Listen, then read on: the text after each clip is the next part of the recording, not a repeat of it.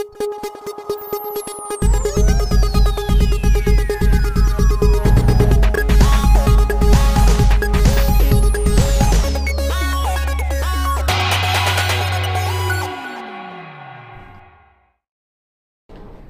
very good evening. Northeast window की dialogue assuming kami puno ko han makta de tong dos. Yale me tong rana puno mo taram actually. Northeast window na ngasi khana ne na bui tong ta thamjari ba ngasi ki topic BJP versus Congress heated words exchange har ka topic asni koi hojik lai ba Manipur ki situation asida ruling party oriba BJP amadi opposite koi opposition party Congress political party ani si gi maraka sida koi blame amada blame tawna tongan be allegation kaya ama tawnari hai tawnari be allegation asi kadai phoba yumpham leiba yumpham yawba koi agitation no adugi mathakta leiba ke hujik asuk yamna chiraba matam asida tangai phadana habdi laiba koi leiba kamada opposition amadi ruling leiba habsi dumak mahosani eduma puleba ki chiraba tanja tantham asida tangai phadana opposition ogera ruling ogera blame game tawnabagi mohta blame tawnaba amadi allegation tawnabagi mohta support tawnabasi kadai ho yongna basina haiba political party ani sita sopana habsi katang sida ekoi khanna nei na bui tamta haiba topic ase pukachani pukachari ba topic ase bu tongan tongan na panelist of na sir yatigani ahan makta da panelist hum sakamin ga konan takchuri tanja don tang yam phun thamjage ahan bada koi oja Puyam Tomcha oja koi advocate Puyam Tomcha bu ahan mamaktada taram nokchari thagachiri oja anish badai koi ai na Pumpkin MPCC spokesperson ina Pumpkin Chandra su taram nokchari ahum subda koi ita koi Sujata imagi meragi president oja suda su taram nokchari thagachari koi masigi panelist ahumna isagi achin bamatam kara khajiktan kaithopiduna haiba topic asida isa ba warol thamigani haidana akoi Northeast window support of the ta hanna panelist ahuma ku thala ko conductari masi pogachari ba topic BJP versus Congress heated words exchange haiba topic asiga mari leina bai han bo hang sei oja tomcha de lakchege oja tomcha nakalamarom da kiki han thamban saglen da pangthoki ba kiki samvidhan sahitya divas da kiki former ex-CM Nongthom Mirena Pungdokiba Lakadoriba Kugi 2027 ki election da absolute majority BJP ni phangani habagi waro lamsu thambre adugi mathakta mu phongju kendagi kugi ningoina palabada ex minister Thongam Bishwajit na somu kugi ina Manipur gi kugi inner gi kugi oja bimolna vote kadingai gi mamangda di IDP sing man head board karaba matungda IDP sing ayum da hansen gani hairamba madu thabak oina onthok pangam da sigi matang su aduma hai masigi matang da kuigi BJP gi maikei da gi Congress da su achoba allegation ama tawrabli adubu aina oja tomcha da lakchani mo mafam di hai ba Congress ki BJP gi maikei da gi Congress da thamlai ba allegation si kadai phong yauna maram chai di habsigi matang to cha tomcha tam ꯁꯤꯒꯤ ꯃꯇꯥꯡꯗ ꯑꯩꯅ ꯍꯥꯏꯖꯅꯤꯡꯕꯗꯤ ꯑꯩꯈꯣꯏꯅ BJP ꯌꯥꯎꯔꯨꯗꯕꯅꯤꯅ ꯃꯗꯨꯃꯛꯇꯤ ꯑꯩꯈꯣꯏꯅ ꯍꯥꯏꯕ ꯌꯥꯔꯣꯏ ꯃꯔꯝꯗꯤ ꯀꯩꯅꯣꯗ ꯃꯣꯏ BJPꯒꯤ ꯋꯥꯈꯜꯗ ꯇꯣꯉꯥꯟꯕ ꯋꯥꯈꯜ ꯑꯃ ꯂꯩꯔꯝꯕ ꯌꯥꯏ ꯑꯗꯨꯕꯨ ꯍꯧꯖꯤꯛ ꯂꯩꯔꯤꯕ ꯃꯅꯤꯄꯨꯔꯒꯤ ꯁꯤꯆꯨꯋꯦꯁꯟꯁꯤꯒꯤ ꯃꯇꯥꯡꯗꯗꯤ ꯑꯩꯈꯣꯏ ꯈꯔ ꯍꯥꯏꯅꯤꯡꯕ ꯂꯩ ꯃꯔꯝꯗꯤ ꯀꯩꯅꯣꯗ 2027ꯗ ꯑꯦꯕꯁꯣꯂꯨꯠ ꯃꯦꯖꯣꯔꯤꯇꯤ ꯐꯪꯒꯅꯤ ꯍꯥꯏꯅ ꯍꯥꯏꯔꯤꯁꯦ ꯍꯧꯖꯤꯛꯇꯤ ꯃꯣꯏ ꯂꯩꯇꯕ꯭ꯔꯥꯕ ꯃꯣꯏ ꯂꯩꯇꯕ꯭ꯔꯥ ꯍꯧꯖꯤꯛ ꯃꯣꯏ ꯒꯣꯔꯃꯦꯟꯁꯤ ko moi sembagi hoi irang maram moi dana ko law and order maram moi dana semba ya dana tongan babne adu mo ko gi manungda ngasagi ko BJP sing manungda mo ko yana ba leader mo khallaga moi government sem tawna no government che form to yana na moi sai ko che cha isa ko ma ko na ta gadi 27 du matam mo ali ra adu gi adu yongna lam naru dragaso yo siki ori ba film chida sai BJP ki maikei da gidi mo gi koina asinya ba kampu mo ibanina ko na ngi oiba leader amma khallaga sai ki ko bazana wana ro matam chida ko su mokoina BJP ki leader ma khallaga jiki paliba BJP agano ki PR ki government PR sida PR gi lengak sida mo kana pressure piraga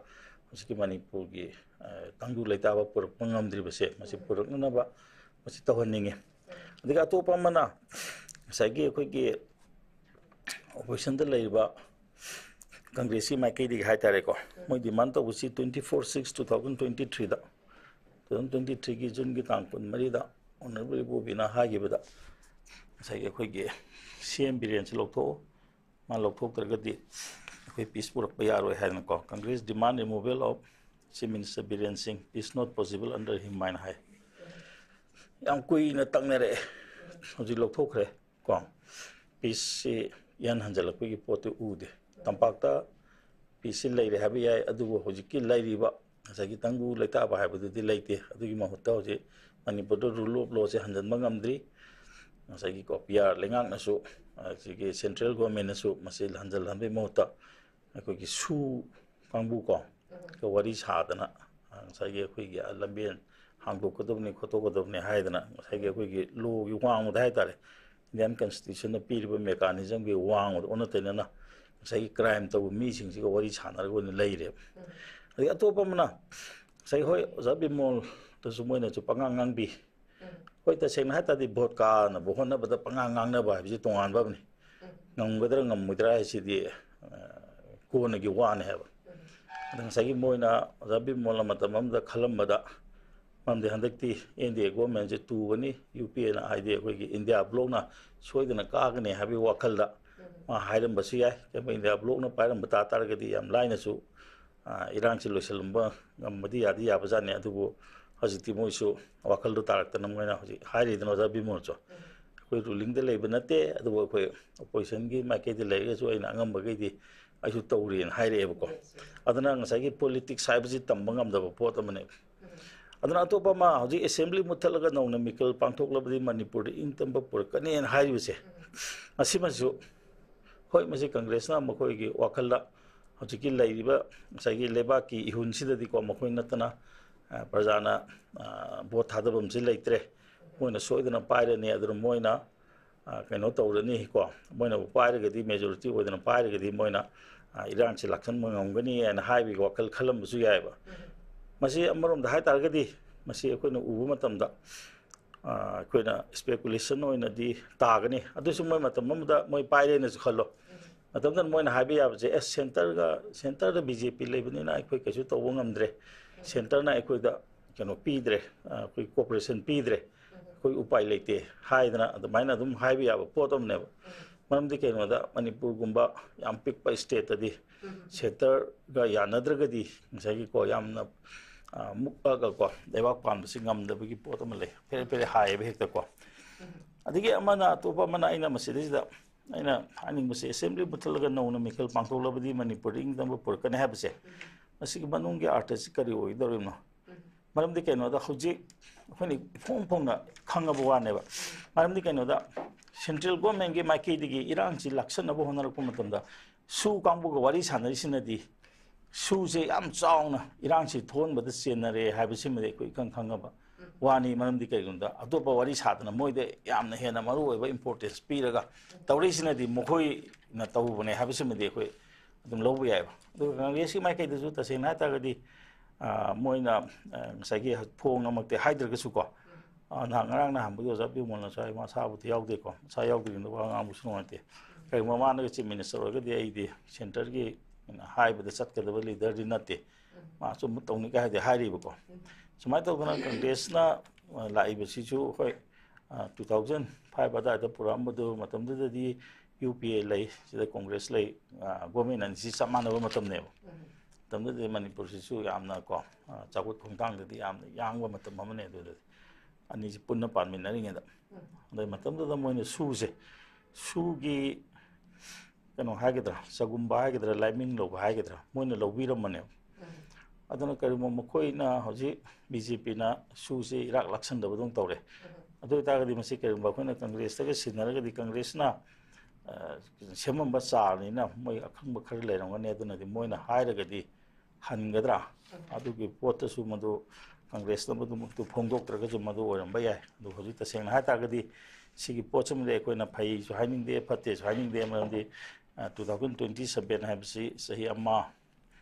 sahi ani mukta ngaiselamani ko sahi ani mukta ngaiselamani aduna mo ki election gi preparation ne kasu kaide parja pamba ama orega so mo gi party ko ne di tawdaba yadaba poda mani no tasengna hojiki ko ing matam bu purakpagi wa sidi saiga haijeri dune ko tamutang u loi ugre chief minister laitre kasu purakri thabak taw dune ba ing matam bu purakpa haise mi sindok chinjin gi potu laite aduna thabak tawhunba ma changi PR se koina namdana thabak tawhunba ma di change ba ko aduna ji ki laiba sidais da du ta sengna di to pa ma di ai msi parja ta ina ju amung ga do di mande hoji BJP ga Congress ka बहुत के मतंग दे ngang बसे सिमदे या तो कना उम प्रजाम तर मसे हाइदि welcome तरो कने थाजते दुगा इन सा हाइजब दुमाना बीजेपी को इनदि हौजे हौजिक से बखोइना मेजॉरिटी ओरिबनी अन 2027 दा को एब्सोल्यूट मेजॉरिटी फंगनी ना हाइबे महता हौजे हौजिक लेरिबो पोचिदा मोय थबक चंगहन दिउ हाइबसे मा हाइनि थागेचरी आई मखा चथजबोइना Pumpkin lakche. Pumpkin nakalam da hojik thongli babgi conflict si sugi achobo khut mai yawi habasi miyam na khangna da layer bi India government da hai babgi singsi khulai season da layer habasi miyam hai sigma thakta mu hojik congress ki se only MLA manga khaktani si akoi oza akoi uza tom sana su pan bi ko khoi popular government amalai ngai da Congress khakana tana tongan ba ki section dagi laiba popular government ki experience resign to habisi resign to dagi ma resign to re president rule la president rule si koi august tha phaga dore bani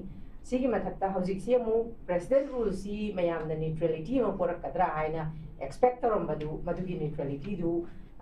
expector maduga chana rakta badagi amu hojik se PR gi mahutta popular government amamu semjerage haiba warul si hauzik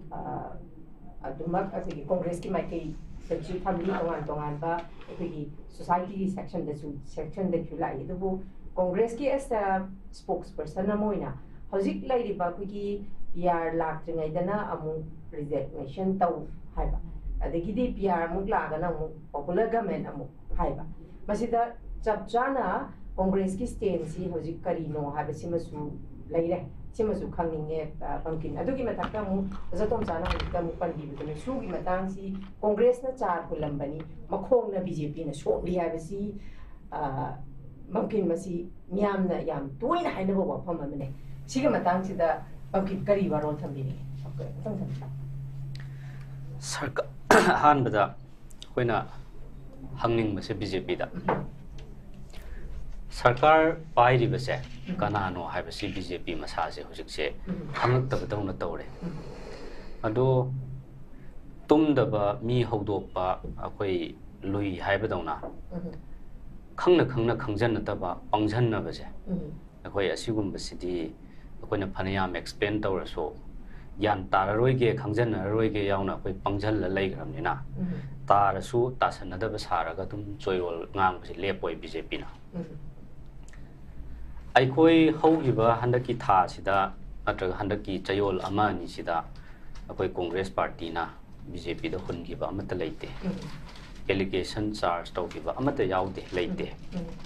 BJP की leader सिंगना मतम की मखोइना ओइद पादबा ma'am ngangjalaga प्रजा दा confuse चलहलपदगी अखोइदी चमचमना clarification पिजब खतनी असि अखोई मखोइगा अवाय खुम तौनबा नते अइना हाइजबा सरकार से कना पाइरिनो हाइबसे बीजेपी से खंगक्त्रा मालेबा Moina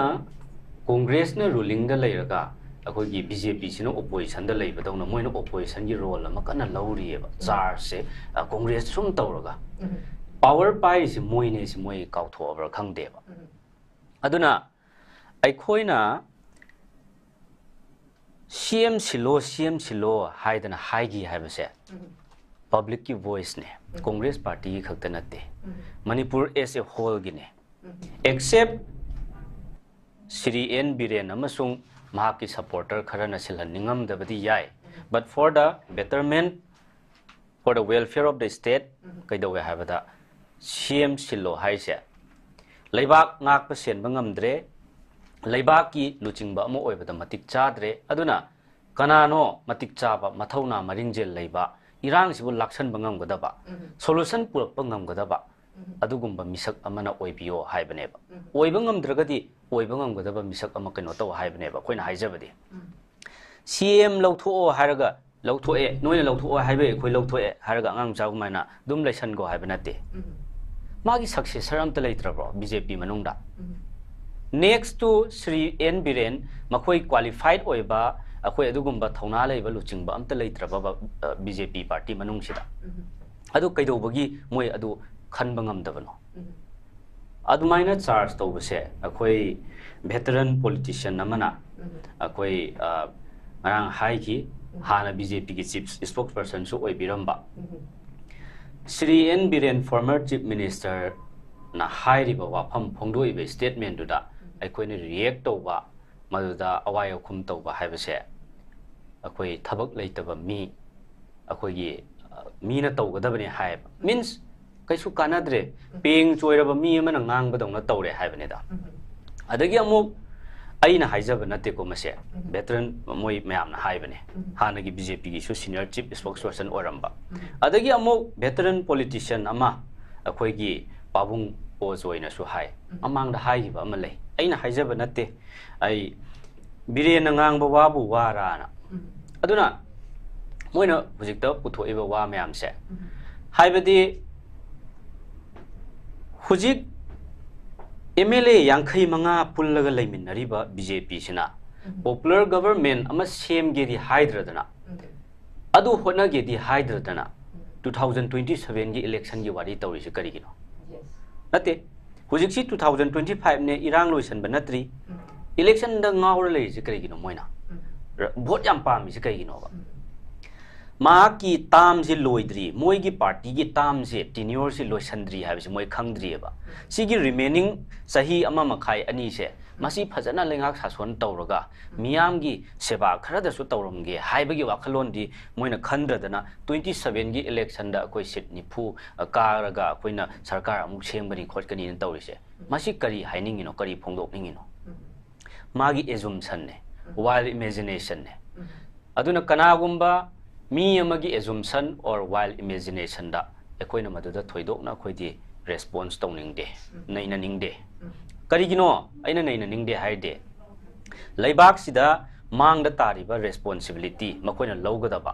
adagi problem tana pik thalaba ngasigi khunai sida leiriba asi mayam si lawkhatlaga amamam ta oina khana nainaraga solve tawnanaba solution puroknaba lambi yatke di haidadana 27 gi wari hairi karigino Mamangi second term da first term da so makoi na muk sarkar paire BJP na second term gi da muk mahak na hanagi XCM na kari haige aikoi kunthra ma thoi natraga kunthra ni thoi khaktang pio MLA kahan bio BJP gi Manipur si sana lebak olhan ge pungang langhan ge akoi Singapore dong na tawhan ge haige natra ba adu hujikti kunthra ma thoi kunthra ni thoi nate BJP amasung BJP ga chatminari ba makoi punjhali si MLA yankhai manga ne ba kunthra ma thoi pio haira request tawramba mi dugi makhutta hujik yankhai manga leirabane ba adudi khangdradana 2027 da ikoi nifu ka hanbio hairi ji kari kino nate swai si kari no matam gi oibang nga ki statement thokpasi masi hongnabra adagi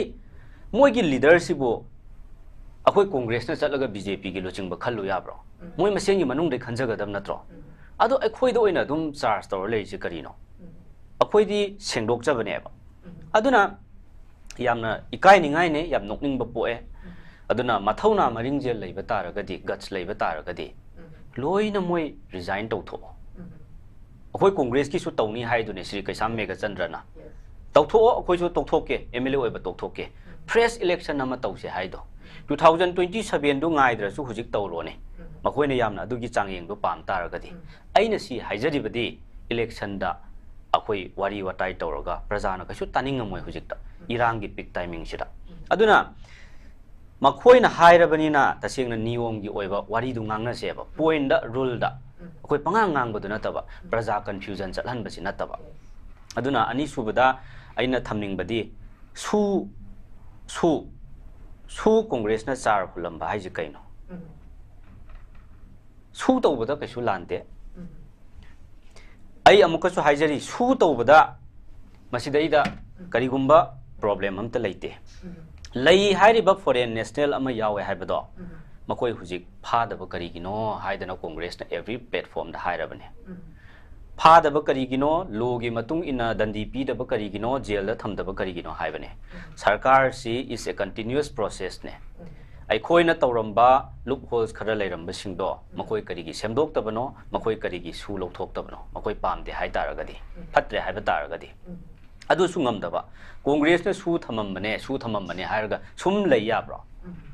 karigino base aduna irang punamaksi kupsan nanabagi damakta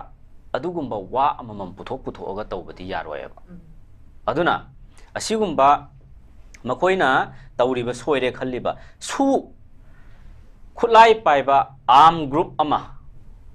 insurgent group ama militants oisunu any underground gi organization amana mainstream da changjara age akoi khulai thado age shanti gi wari sanaba pame hairakpada prithvi pumba malem pumba da yaroidaba authority si kanano loin yaganeba aduna mainstream da purakna ba hotna ba haibase whomsoever the government is masi makoi gi mathau neba adu luri badi su dugi ground rule chanahan bangam driba bjp sida ngasi bau kanam tana question tawdeba ground rule du da hairiba mayam do naina mandana si keno tawreba aduna naina gadabana pik thanba nainagadaba isu mangda tariba thoiba thodok wathok punamaksi kupsan laga congress ta charge tawba yaba topic amam khangat laga pukhat laga ngasi aikoina thengnariba awaba kaya se kauthok hanbagi type da aikoida iraq na halaga thammi se masi bjp gi mitrang ne makoina sanaba lila ne makoi gi proxy war bjp gi proxy war bjp na semba artificial khusem gi oiba irang masi phawgo loisandana thammi se masi makoina phaniam any xyz amda charge tawrsu yaroi power pairisi makoine loisangadabane makoina solution purakadabane sarkar pairisi moine akoina opposition ne aikoidi loisananaba taksanba miyamgi kholau represent tawraga aikoina authority singda ngangba taksanba tadabadu tahanba sina aikoigi ithone makoigi mathauna action do aduneba mathau tawdori inek tawdoi se moineba makoina authority ne na aduna masi khangna chathaninge opposition gi role lobodongna tawbase ikai ni ngai ne koi nokning ba phawe ai sumain thamjage bangpin ai wahang tanga thamhoge to union home minister na kuki yamadi maite ani ki marakta reconcile tarba matungda koi anauba sarkar ma semgani abisi gi matang su koi thongju kendra gi mla na pungdo ki bun matung ina hairiba thamleiba statement si yamna leba macha ta ba statement ma khakni thamleiba wafam ji su mo congress na miyamda lana lamjingna ko honare ha statement na su bangkin thami ko masigi statement da di bangkin kari clarification se kari comment piningi miyamda congress na aranba lana lamjingi ha ba statement nam khak pilibase sing matang da di kari comment kari clarification miyam piningi congress party na lana praja lamjinge haibase aidi adumaina lamjinge hairamga tokibasi pamde kari buno aikoina tawriba asoiba aran base haibase aidi point wise jam pin point to haninge aduga indira gandhi gi wari tawbai matam nate huje ai sarkar pairiba power da leiba akoi ruling party se masi mathau yam to haninge aduga akoi thongju gi honorable na yam gentleman amane yamna smiling tawraga yamna soft oiba down to earth oiba misak amane adu ngarang na handi yam saw bagi mami ama ui adu aidi masagi thamoi dagi sawraga haira ibra kanagumba kharna injhallaga akoi haihallibra haibadu so akoi khangde ko aduga nomitsi akoi gi congress ki program ama leibagi damakta maduna headlines oirani haidana akoi karigumba khara charge khara tahodaba yade haibagi akoi thawoina statement ama kok thokjalakpa so maleba adu masidaida akoina hainingi di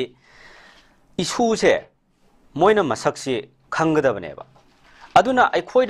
akoina lana lamjingaga su karamba area dano karamba point dano akoina lana lamjingi se amta keno tawbiro opposition na mi sumaina hummaga puraga leibak si puba yaba nateba sarkar gi makhutta loin leiba ngatane ba adu so aikoi manga sina kaidau doino ba masi hanjan hanjan haidana dum leire aidi topic se pajaba khana ningai sina pik thala leira kan sida akoina sigum basida tawraga mamal yam graba akoigi precious timing se mangan base akoi pamoyeba sine ba BJP gi divert tactics sai se matam mangan na ba hotna ba mi confuse sat na ba hotna ba adagi kaino tawna ba hotna ba sum tawraga irang si kauthok khina ba topic ama pukhala ani topic tu da nainarani praja si thoibe irang hak tang kauthokhrani ade congress su congress su sumain tawbrane moi su ka adu di khara lan ma male ne haina praja da kaino ma samam na ba ma pu alla kanda BJP da 100% sauram ba do 10% handal laga 90% sauna na ba adu ma technique ne ba season nari se lan loisan ge solution purake haiba sidi khande ba moi makhoi da miyam na yadriba makhoi da penadriba makhoi da sauningi ba se kamdau na masi akoi amuk regain ta hol ka da ge haibrom do na kok thada leire si moi gi technique ne ba doi ta de akoi kamaina irang si loisalak pa ngamne aduna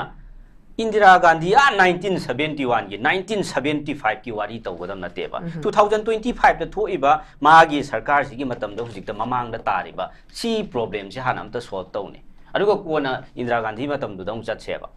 sidai da mamang da tariba daita mayam sidai na thaira chatlaga Indira Gandhi Rajiv Gandhi Jawaharlal Nehru tawar leidana kaino moin tawisbo mamai kai gi di haidana ai yam ngangning de da moi adu sumai na ngangna rak tar ga di akoi khunarak pam ta ni ba aduna masi tawhallaga akoi makoi gi karigumba ama moi tongjaba leibra khangde ko adugi public momentum ama moi da create tawrak na ba akoi sinbane haidana ai adu main thamjaninge ahan round okay thank you very much ai khigi uja suzda dang lak chege uja suzda jiksi miyam na di amu leiriba khigi ruling amadi congress ki leiba party ni sigi khigi blame tongna ba oina adumak unari adubu habdi khigi congress ki MPCC gi khigi spokesperson na moina masi blame game tongna banate khigi tawriba ruling party da gi tawriba sim khoi clarification pibani have a role masu thamni masida aino jasu ta da lakchani singa sagi khigi almost 2 years hela abani conflict sigi conflict asina loshilappa ngamaktabana waroshin purappa ngamdabana maram orakanda khigi hanagi popular government ama leiri si miyamna dumak ngasai bangkin thambaduni miyamgi voice ni miyamgi voice da haiba government to resign to haibani habagi wafamji akhigi congress khatana tana even khoi imagi meragi maikai da shudum khoi taja hawi habidi chokri kon bagi mahutta pham thadok piro haibasi khoi dum tajakre adubu hojiksi president rule se lai president rule sida mayam ne expect torom president rule du di amu oirak tabana maram ama mu oirakanda khoi popular government ama mu miyam ne expect tawi aduma pu hojik makti akoi popular government ama sem gani habagi makhoi yanare khonare harasu sem bangam bagi kaino sidi amu Union Home Minister na suduma Kanglup anigi reconcile tawdri gaidi kogi anauba sarkar ama semo habse dum hairi masigi matang da ina oza suta da lakchaningi si masai koi oza suta gi magi meragi mai kai da gi su hariba matamdu da chokri konbagi mahut resign tawbiro PR dum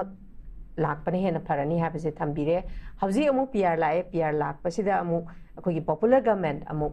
kanna demand tawri masida leibasida ani sigi marak sida interpretation si oza suta mayamda kari ne haina lobaya mayamda kari kamaina thambini sigi matang sida di Kurunari handoga masi finance man family tamo masu charo ke ma pham dasu lema masi matang se ta seng na habda matam du da hagi bo potu su akhoi na ta seng na kaino tawdana akhoi gi leiba organization imai merana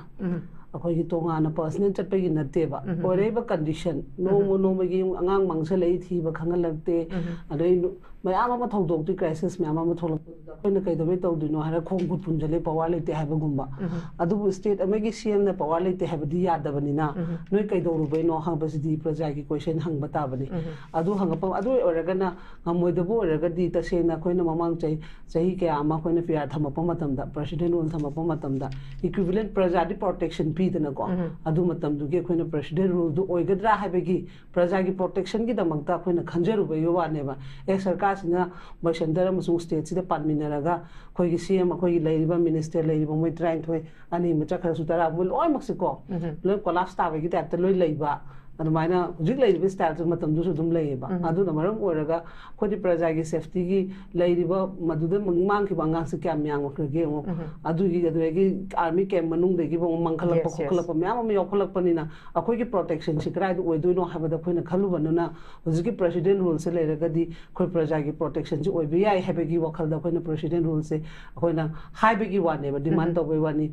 ꯑꯗꯨꯕꯨ ꯗꯤꯃꯥꯟ ꯇꯧꯋꯦ ꯍꯥꯏꯗꯅꯁꯨ ꯀꯩꯁꯨ ꯑꯣꯏꯊꯣꯛꯄꯗꯤ ꯂꯩꯈꯤꯗꯦ ꯑꯗꯨꯒ ꯃꯣꯏꯅ resign ꯇꯧꯔꯒ president rule ꯊꯝꯃꯛꯄꯗꯨꯗꯤ ꯄ꯭ꯔꯖꯥꯒꯤꯅꯤ ꯈꯣꯜꯂꯥꯎꯅꯤ ꯍꯥꯏꯕ ꯌꯥꯔꯣꯏꯕ ꯃꯇꯝꯗꯨꯗ ꯍꯥꯏꯔꯝꯃꯒꯁꯨ ꯀꯣ ꯃꯣꯏꯒꯤ ꯆꯠꯅꯤꯡꯕ ꯃꯑꯣꯡ ꯑꯗꯨꯝ ꯆꯠꯇꯅ ꯂꯣꯏ ꯂꯩꯅꯔꯛꯏ ꯑꯗꯨꯕꯨ ꯃꯣꯏꯅ ꯇꯧꯅꯈꯤꯕ ꯄꯣꯠꯇꯨꯗꯤ ꯃꯣꯏ ꯕꯤꯖꯦꯄꯤ ꯀꯥꯡꯕꯨ ꯃꯅꯨꯡꯗꯒꯤ ꯃꯣꯏ ꯐ꯭ꯔꯦꯛꯁꯟ ꯇꯥꯟꯅꯔꯛꯄ ꯑꯗꯨꯗꯒꯤ ꯑꯣꯄꯣꯖꯤꯁꯟ ꯀꯥꯡꯕꯨꯅ ꯃꯣꯏ ꯑꯦꯁꯦꯝꯕ꯭ꯂꯤꯗ ꯈꯔ ꯀꯩꯒꯨꯝꯕ ꯈꯔ ꯊꯥꯡꯒꯠꯂꯛꯄꯒꯤ ꯄꯣꯠ ꯂꯩꯔꯛꯄ ꯑꯗꯨꯝꯕ ꯃꯌꯥꯝꯗꯨꯒꯤ ꯃꯣꯏꯅ ꯍꯌꯦꯡ ꯐ꯭ꯂꯣꯔꯗ ꯃꯣꯏ ꯑꯦꯁꯦꯝꯕ꯭ꯂꯤ ꯃꯅꯨꯡꯗ ꯃꯣꯏ ꯄ꯭ꯔꯣꯕ꯭ꯂꯦꯝ ꯊꯣꯛꯅꯕ ꯇꯥꯔꯦ ꯍꯥꯏꯗꯅ ꯃꯣꯏ ꯗꯦꯜꯂꯤ ꯆꯠꯂꯨꯔꯒ ꯃꯣꯏꯅ ꯇꯧꯅꯖꯕ ꯄꯣꯠꯅꯦꯕ ꯑꯗꯨ ꯄ꯭ꯔꯖꯥꯗ ꯕ꯭ꯂꯦꯝ ꯇꯧꯔꯛꯀꯅꯣꯕ ꯑꯗꯨꯒꯤꯗꯤ ꯑꯩꯈꯣꯏ ꯄ꯭ꯔꯖꯥꯒꯤ ꯁꯥꯏꯠꯇꯒꯤ ꯑꯣꯏꯅ ꯑꯗꯨꯒꯤ ꯚꯣꯏꯁꯇꯨꯗꯤ ꯑꯩꯅ ꯑꯦꯛꯁꯦꯞ ꯇꯧꯕ ꯉꯝꯃꯣꯏꯕꯀꯣ ꯃꯔꯝꯗꯤ ꯃꯣꯏꯒꯤ ꯍꯧꯖꯤꯛ ꯊꯧꯗꯣꯛ ꯊꯣꯛꯏꯁꯦ ꯄ꯭ꯔꯖꯥꯒꯤ ꯍꯧꯖꯤꯛꯐꯥꯎꯗ ꯀꯔꯤꯒꯨꯝꯕ ꯑꯃ ꯄꯣꯖꯤꯇꯤꯚ ꯔꯦꯁꯄꯣꯟꯁꯤꯕꯤꯂꯤꯇꯤ ꯑꯝꯇ ꯂꯩꯇꯦꯕ ꯑꯩꯈꯣꯏꯗ ꯇꯧꯅꯔꯤꯕ ꯑꯩꯈꯣꯏꯅ ꯍꯥꯏꯕ ꯃꯇꯝꯗꯨꯗꯅ ꯀꯩꯝ ꯇꯧꯅꯗ꯭ꯔꯦ ꯃꯥꯒꯤ ꯃꯇꯝꯗꯨ ꯌꯧꯔꯀꯥꯟꯗ ꯁꯨꯕꯤꯗꯥ ꯌꯦꯡꯅꯕ ꯉꯥꯛꯇꯅꯦꯕ ꯑꯗꯨꯅ ꯄ꯭ꯔꯖꯥꯗ ꯑꯗꯨꯝꯕ ꯕ꯭ꯂꯦꯝ ꯇꯧꯕꯤꯒꯅꯨ ꯑꯗꯨꯒ ꯇꯁꯦꯡꯅ ꯑꯩꯈꯣꯏꯅ ꯈꯜꯂꯨꯕ ꯄꯣꯠꯇꯣ ꯑꯃꯨꯛ ꯑꯣꯏꯔꯛꯇ꯭ꯔꯕꯅꯤꯅ ꯂꯩꯔꯤꯕ ꯍꯧꯖꯤꯛ ꯁꯁꯄꯦꯟꯗ ꯂꯩ ꯍꯥꯏꯔꯒꯁꯨ ꯑꯩꯈꯣꯏꯒꯤꯗꯨꯅ ꯑꯃꯨꯛ ꯃꯥ ꯑꯃꯨꯛ ꯄꯋꯥꯔ ꯂꯩꯇꯦ ꯍꯥꯏꯕꯒꯤꯗꯣ ꯁꯤꯟꯗꯣꯛꯑꯒ ꯑꯇꯣꯞꯄ ꯑꯃꯃꯨꯛ ꯂꯩꯔꯒꯗꯤ ꯍꯥꯏꯔꯤꯕ ꯃꯣꯏ 60ꯁꯦ 59ꯁꯦ ꯃꯣꯏ ꯂꯣꯏꯅꯃꯛ ꯀꯩꯅꯣ 10ꯗꯨꯅ ꯆꯠꯈ꯭ꯔꯒꯁꯨ ꯃꯣꯏ 49 ꯂꯩꯍꯧꯕꯁꯤꯅ ꯑꯣꯄꯣꯖꯤꯁꯟꯒꯤ 5 ꯆꯠꯈ꯭ꯔꯒ 44ꯗꯤ ꯂꯩꯔꯤꯗꯅꯀꯣ ꯑꯗꯨꯏꯗꯨꯗꯒꯤ ꯑꯃꯅ ꯑꯃꯨꯛ ꯑꯣꯏꯕ ꯌꯥꯔꯛꯑꯒ ꯈꯤꯇꯪ ꯊꯦꯡꯅꯕꯤꯔꯗꯤ ꯁꯦꯟꯇꯔꯒ ꯇꯧꯔꯛꯏꯕ ꯅꯤꯇꯤ ꯅꯤꯌꯣꯝ ꯃꯌꯥꯝ ꯅꯍꯥꯟꯃꯛꯇꯁꯨ ꯄ꯭ꯔꯦꯁꯤꯗꯦꯟ ꯔꯨꯜꯁꯤꯁꯨ ꯑꯉꯥꯡ ꯃꯥꯡꯈꯠꯂꯛꯏꯕꯅꯤ ꯐ꯭ꯔꯤ ꯃꯨꯚꯃꯦꯟ ꯍꯥꯏꯔꯨꯕꯗ ꯌꯥꯎꯁꯪ ꯃꯅꯨꯡꯗ ꯃꯨꯈꯦꯁꯅ ꯑꯉꯥꯡ ꯑꯃ ꯃꯥꯡꯉꯤꯕꯅꯤ ꯅꯠꯇ꯭ꯔꯥ ꯑꯗꯨꯗꯒꯤ ꯂꯧꯕꯨꯛꯇ ꯁꯦꯝ ꯃꯇꯝꯗꯨꯗ ꯊꯣꯛꯈꯤꯕ ꯊꯧꯗꯣꯛ ꯑꯗꯨꯝ ꯊꯣꯛꯂꯛꯏꯕꯅꯤ ꯂꯧ ꯎꯕ ꯌꯥꯗꯕ ꯈꯣꯠꯇꯕ ꯃꯐꯝꯁꯦꯀꯣ ꯑꯗꯨꯏꯗꯨꯒꯤ ꯃꯌꯥꯝꯗꯨꯒꯤ ꯑꯩꯈꯣꯏꯗꯤ ꯑꯃꯨꯛ ꯐꯒꯗ꯭ꯔꯥ ꯍꯥꯏꯕꯒꯤ ꯋꯥꯅꯦꯕ ꯑꯩꯈꯣꯏꯅ ꯈꯟꯕꯗꯤ ꯑꯗꯨꯅ ꯃꯣꯏꯅꯁꯨ ꯉꯝꯅꯤ ꯍꯥꯏꯔꯒꯗꯤ ꯑꯗꯨꯃꯥꯏꯅ ꯊꯣꯛꯄꯤꯔꯛꯑꯒ ꯁꯁꯄꯦꯟꯗ ꯂꯩꯕ ꯍꯥꯏꯕꯁꯤꯗꯤ ꯑꯩꯅ ꯍꯥꯏꯖꯕꯗꯣ ꯑꯣꯖꯥꯅ ꯁꯝꯃꯔ ꯚꯦꯀꯦꯁꯟ ꯂꯩꯕꯒꯨꯝꯕꯅꯦꯕ ꯃꯁꯥꯒꯤ ꯐꯪꯐꯝ ꯊꯣꯛꯄ ꯃꯣꯏꯗꯤ ꯍꯛ ꯂꯣꯏ ꯐꯪꯉꯦꯕ ꯋꯥꯔꯤꯗꯤ ꯄ꯭ꯔꯖꯥꯅꯦꯕ ꯃꯥꯏꯀꯩ ꯃꯔꯤ ꯆꯠ ꯌꯥꯗ꯭ꯔꯤꯕ ꯇꯧꯗ꯭ꯔꯤꯕ ꯃꯌꯥꯝꯁꯦ ꯁꯤ ꯃꯌꯥꯝꯁꯤ ꯄ꯭ꯔꯖꯥꯅ ꯍꯧꯖꯤꯛ ꯏꯀꯣꯅꯣꯃꯤ ꯐꯪꯉꯤ ꯄꯨꯔꯥ ꯗꯥꯎꯟꯅꯤ ꯑꯗꯨ ꯑꯣꯏꯇꯥꯔꯗꯤ ꯑꯩꯈꯣꯏꯗꯤ ꯃꯈꯜ ꯃꯈꯜ ꯄ꯭ꯔꯖꯥꯗꯤ ꯀꯣꯛ ꯉꯥꯎꯔꯕꯅꯦꯕ ꯍꯥꯏꯕꯗꯤ ꯍꯥꯏꯐꯝ ꯇꯧꯐꯝ ꯀꯅꯥꯅꯣ ꯑꯩꯈꯣꯏ ꯇꯥꯕꯤꯒꯗꯕ ꯍꯥꯏꯕꯒꯤ ꯄꯣꯠꯇ ꯄꯦꯜꯂꯛꯇꯕꯗꯒꯤ ꯃꯈꯜ ꯃꯈꯜ ꯌꯦꯡꯉꯛꯄ ꯍꯥꯏꯕꯁꯤꯗꯤ ꯃꯁꯥꯅ ꯇꯥꯕꯅꯦꯕ ꯁꯤꯗꯤ ꯀꯩꯒꯤꯅꯣ ꯃꯣꯏꯅ ꯃꯤꯍꯨꯠꯅꯦꯅ ꯂꯩꯈ꯭ꯔꯕꯅꯤ나 ꯌꯥꯔꯒꯗꯤ ꯑꯗꯨꯅ ꯑꯃꯨꯛ ꯄ꯭ꯔꯣꯇꯦꯛꯁꯟ ꯑꯃꯨꯛ ꯐꯪꯒꯗ꯭ꯔꯥ ꯍꯥꯏꯕꯒꯤ ꯀꯣꯟꯁꯦꯞꯇ ꯍꯥꯏꯕꯒꯤ ꯋꯥꯅꯤ ꯑꯗꯨꯕꯨ ꯃꯣꯏꯅ ꯇꯧꯅꯔꯤꯕ ꯁ꯭ꯇꯥꯏꯜꯁꯤꯅꯗꯤ ꯇꯁꯦꯡꯅ ꯄ꯭ꯔꯖꯥ ꯅꯨꯡꯁꯤꯕ ꯑꯝꯇ ꯌꯥꯎꯗ꯭ꯔꯦꯕ ꯃꯣꯏꯅ ꯉꯔꯥꯡ ꯅꯍꯥꯟꯗꯩ ꯉꯥꯡꯅꯔꯛꯏꯕ ꯈꯣꯟꯗꯥ ꯐꯝꯐꯝ ꯃꯌꯥꯝꯅꯁꯦꯀꯣ ꯑꯗꯨ ꯑꯩꯅ ꯉꯛꯏꯗꯤ ꯃꯣꯏꯅ ꯉꯁꯤ ꯄꯥꯔꯇꯤꯅ ꯆꯥꯎꯅ ꯄꯣꯡꯗꯅ ꯃꯦꯗꯤꯌꯥꯗ ꯊꯣꯛ ꯉꯥꯡꯉꯤꯗꯣ ꯃꯣꯏꯒꯤ ꯄꯥꯔꯇꯤ 2027ꯁꯦ ꯃꯣꯏ ꯃꯇꯣꯟꯗꯅ ꯚꯣꯠ ꯊꯥꯗꯔꯒꯗꯤ ꯀꯥꯗꯣꯏ ꯅꯠꯇꯦꯕ ꯉꯁꯤ ꯄ꯭ꯔꯖꯥꯅ ꯂꯩꯔꯤꯕ ꯀꯟꯗꯤꯁꯟꯁꯤꯗ ꯀꯔꯝꯕ ꯄ꯭ꯔꯖꯥꯅ ꯀꯔꯝꯕ ꯚꯣꯠ ꯄꯥꯝꯗꯣꯔꯤꯒꯦꯕ ꯑꯗꯨꯃꯁꯨ ꯃꯣꯏ ꯈꯪꯕꯤꯌꯣꯕ ꯄ꯭ꯔꯖꯥ ꯉꯥꯛꯇꯅꯅꯦꯕ ꯃꯣꯏ ꯍꯌꯦꯡ ꯑꯆꯧꯕ ꯃꯆꯥ ꯃꯣꯏ ꯈꯥꯏꯗꯣꯛꯇ ꯅꯤꯐꯨ ꯀꯥꯅꯤ ꯑꯗꯨꯗꯒꯤ ꯁꯣꯝ ꯅꯥꯀꯟꯗ ꯍꯜꯂꯣ ꯑꯃꯨꯛ ꯇꯧꯁꯤꯒ ꯍꯥꯏꯁꯦ ꯃꯁꯤꯒꯤ ꯔꯦꯁꯄꯣꯟꯁꯤꯕꯤꯂꯤꯇꯤꯁꯦ ꯀꯅꯥꯅ ꯂꯧꯗꯣꯏꯅꯣ ꯚꯦꯔꯤ ꯏꯝꯄꯣꯔꯇꯦꯟꯁꯦ ꯀꯅꯥꯅꯣ ꯍꯥꯏꯕꯗꯨ ꯄ꯭ꯔꯖꯥ ꯅꯠꯇ꯭ꯔꯣ ꯉꯥꯡꯅꯔꯤꯕ ꯃꯣꯏꯒꯤꯗꯤ ꯀꯩꯁꯨ ꯎꯄꯥꯏ ꯂꯩꯔꯣꯏꯕ ꯍꯥ ꯑꯗꯨꯁꯨ ꯃꯣꯏ ꯈꯟꯗꯦꯕ ꯍꯧꯖꯤꯛꯁꯨ ꯃꯣꯏ ꯑꯗꯨꯝ ꯃꯉꯥꯏꯔꯦ ꯌꯦꯡꯉꯨ ꯅꯍꯥꯟ 21ꯗ ꯑꯃꯤꯠ ꯁꯥꯍꯅ ꯑꯩꯈꯣꯏꯒꯤ ꯀꯩꯅꯣꯁꯦ ꯂꯥꯟꯁꯦ ꯑꯩꯈꯣꯏ ꯀꯩꯅꯣ ꯃꯁꯦꯟꯒꯤꯅꯤ ꯀꯝꯃ꯭ꯌꯨꯅꯤꯇꯤ ꯀ꯭ꯔꯥꯏꯁꯤꯁꯅꯤ ꯍꯥꯏꯔꯦ ꯑꯩꯈꯣꯏꯗꯤ ꯑꯗꯨꯝ ꯗꯤꯐꯦꯟ ꯈꯨꯝꯗꯤ ꯃꯦꯗꯤꯌꯥꯗ ꯑꯃꯗꯤ ꯍꯥꯏꯈꯤꯕꯅꯤ ꯀꯃꯥꯏꯅ ꯍꯥꯏꯗꯣꯏꯅꯣꯕ ꯑꯗꯨꯗꯒꯤ ꯃꯥꯅ ꯍꯥꯏꯕ ꯄꯣꯠꯁꯦ ꯇꯁꯦꯡꯅ ꯑꯩꯒꯤ ꯋꯥꯈꯜꯗ ꯅꯨꯡꯉꯥꯏꯇꯦ ꯍꯥꯏꯕꯗꯤ ꯃꯥꯁꯦ ꯁꯦꯡꯅ ꯍꯥꯏꯕꯗ ꯚꯥꯔꯠꯀꯤ ꯁꯪꯕꯤꯙꯥꯟ ꯑꯃꯒꯤ ꯃꯅꯨꯡꯗ ꯐꯝꯃꯤꯕ ꯅꯨꯄꯥꯅꯦꯕ ꯅꯠꯇ꯭ꯔꯣ ꯍꯣꯝ ꯄꯥꯏꯗꯅ ꯂꯩꯔꯤꯅꯦꯕ ꯑꯗꯨꯒ ꯃꯥꯅ ꯑꯗꯨꯒꯨꯝꯕ ꯂꯩꯔꯤꯕ ꯀꯝꯃꯨꯅꯤꯀꯦꯁꯟ ꯑꯅꯤꯁꯤꯒꯤ ꯋꯥꯔꯤ ꯁꯥꯟꯅꯍꯟꯗ꯭ꯔꯒꯗꯤ ꯂꯩꯉꯥꯛ ꯁꯦꯝꯕ ꯌꯥꯅꯤ ꯌꯥꯔꯣꯏ ꯃꯥꯏ ꯗꯤꯁꯥꯏꯠ ꯅꯠꯇꯦꯕ ꯑꯗꯨꯗꯤ ꯃꯥꯅ ꯉꯥꯡꯒꯗꯕ ꯄꯣꯠ ꯅꯠꯇꯦ ꯍꯥꯏꯕꯅꯤꯗ ꯄꯥꯔꯇꯤ ꯑꯣꯏꯅ ꯎꯒꯗꯕ ꯅꯠꯇꯦ ꯃꯥꯗꯤ ꯍꯧꯖꯤꯛ ꯂꯩꯔꯤꯕ ꯀꯩꯅꯣꯁꯤ ꯏꯟꯗꯤꯌꯥꯁꯤꯗ ꯂꯩꯔꯤꯕ ꯁ꯭ꯇꯦꯠ ꯃꯌꯥꯝꯁꯤꯒꯤ ꯃꯊꯛꯇ ꯂꯩꯔꯤꯅꯦꯕ ꯃꯥꯗꯤ ꯑꯦꯅꯤ ꯃꯐꯝ ꯈꯨꯗꯤꯡꯃꯛꯀꯤ ꯄ꯭ꯔꯣꯇꯦꯛꯁꯟ ꯄꯤꯕ ꯍꯥꯏꯕꯁꯤ ꯃꯥꯏ ꯃꯊꯧꯅꯦꯕ ꯃꯥꯗꯤ ꯁꯪꯕꯤꯙꯥꯟ ꯑꯃꯒꯤ ꯃꯈꯥꯗ ꯐꯝꯕ ꯃꯤꯅꯦꯕ ꯁꯪꯕꯤꯙꯥꯟꯗꯨꯒꯤ ꯀꯟꯁꯇꯤꯇ꯭ꯌꯨꯟꯁꯤꯒꯤ ꯋꯥꯡꯕ ꯁꯪꯕꯤꯙꯥꯟꯗꯨꯒꯤ ꯋꯥꯡꯃꯗꯅꯦꯕ ꯃꯥꯅ ꯉꯥꯡꯉꯛꯏꯕ ꯈꯣꯠꯂꯛꯏꯕ ꯄꯣꯠꯇꯣ ꯑꯗꯨ ꯀꯩꯁꯨ ꯌꯥꯕ ꯅꯠꯇꯦꯕ ꯑꯗꯨꯅ ꯁꯤꯒꯨꯝꯕ ꯃꯌꯥꯝꯁꯦ ꯁꯨꯝ ꯇꯧꯔꯤꯉꯩꯗꯤ ꯄ꯭ꯔꯖꯥꯁꯦ ꯇꯁꯦꯡꯅ ꯋꯥꯈꯜ ꯑꯃ ꯑꯗꯨꯝ ꯂꯥꯛꯀꯅꯦꯕ ꯑꯩꯈꯣꯏꯅꯒ ꯁꯨꯝ ꯍꯥꯏꯈꯤꯕ ꯑꯩꯈꯣꯏꯒꯤ ꯅꯤꯡꯊꯧꯅ ꯀꯩꯅꯣꯗ ꯆꯪꯉꯒ ꯇꯧꯈꯤ ꯁꯤꯂꯣꯡꯗ ꯆꯠꯂꯒ ꯁꯥꯏꯟ ꯇꯧꯅꯈꯤꯕ ꯈꯣꯠꯈꯤꯕꯒꯤꯗꯣ ꯑꯗꯨꯒꯤ ꯋꯥꯈꯜꯗ ꯂꯣꯏ ꯂꯩꯔꯦꯕ ꯃꯣꯏꯗꯤ ꯚꯣꯠ ꯂꯣꯝꯗ ꯂꯩꯔꯤꯗꯅ ꯄ꯭ꯔꯖꯥꯗꯤ ꯑꯗꯨ ꯂꯩꯇꯦ ꯍꯧꯖꯤꯛ ꯋꯥꯈꯜ ꯑꯃꯗ ꯂꯩꯅꯔꯤꯅꯦꯕ ꯃꯣꯏꯅ ꯄ꯭ꯔꯖꯥꯒꯤ ꯀꯩꯅꯣꯁꯤꯗꯤ ꯈꯪꯗ꯭ꯔꯦꯕ ꯁꯦꯟꯇꯤꯃꯦꯟ ꯄ꯭ꯔꯖꯥꯒꯤ ꯋꯥꯔꯤꯁꯦ ꯀꯩꯅꯣ ꯈꯪꯗꯦꯕ ꯃꯣꯏ ꯃꯁꯦꯟꯗ ꯉꯥꯡꯅꯔꯒ ꯑꯗꯨꯅ ꯑꯩꯅ ꯈꯜꯂꯤꯅꯤ ꯑꯣ मोई मतोंदना दुम कागदबे टाइप मोई ngang मैम से सोंदना सेलिबा प्रजा मैम सिगी केम खनबीदेबा हुजिक करिनोबो तौगदबा हाइबा पोतो खनदेबा अदुगे मतबु सो मोई याम इकाइनिङाइ ओइना ngasi लाउनरिबा पोतसे तसेंना हाबदा अखोइ ngasi माइकै मरि चरिया लाउरिबा कांगु लैरिबा मीडिया दा थोलाइबा मोसु माइकै मरि चरिया द्रिनेबा मोइजु हेयeng मफम दुमा लामा बदना कै थोकनि खंबा ngamba नतेबा अदुगा सेइज मीडिया थो थोगा तौनबसे तसेंना नुंगाइते मोइना बुदि हाइरपा पोतुगि खपा खुमने अदुनि हाइनरगासु अखोइना हाइना हाइनरिबा तौनरिबा अनिदो कनानो हानो वखल खंदबियोबा थोलाइबा मिसिंदो वखल हाना खंदबियु कनानो नोइ माइकै मरि चटपा याब्रा नोइ करम कंडीशन दा लैगे हाइबदो हाना खनबियोबा नोइ गे दमक सेंटर ना तोंगाना नोइ गी प्रायोरिटी नोइ गैदी सुमाइना पार्टी दो यावबनि लोइ चट यानि हाइबगी नोइ गी अयाबगा लैब्रा अदुसु खनबियोबा नतदना सुम हाइनिङिनि तौनिङिनि हाइदना को यामना मफंग मतम मतंग चाद्रगदि दुम चै चाइएदो अदु फिबमनेबा मोइ हुजि लेजु हुजि प्रजाना दुगुम केम तानिङ मनते मोइदि बोस तोरमनेन अमनो अमोंगां अदु नतेबा प्रजाना पाम्बदि नहानगि मोइना मानदरा खुमोदना दुदि सेंटरदा ए कराइदगि खोइ खोइ मसेन खनबा नते सिदे खोइ फॉरेन कुकि मिलिटेंट चंगक पैनि खोइ हाना दगि रिपोर्ट पिरा लैदुने हाना डिफेंस अंता सु तौदना मोइ सुमाइना सिदे यैना दुइसो पुदि सेंटरदना वांगां ngamde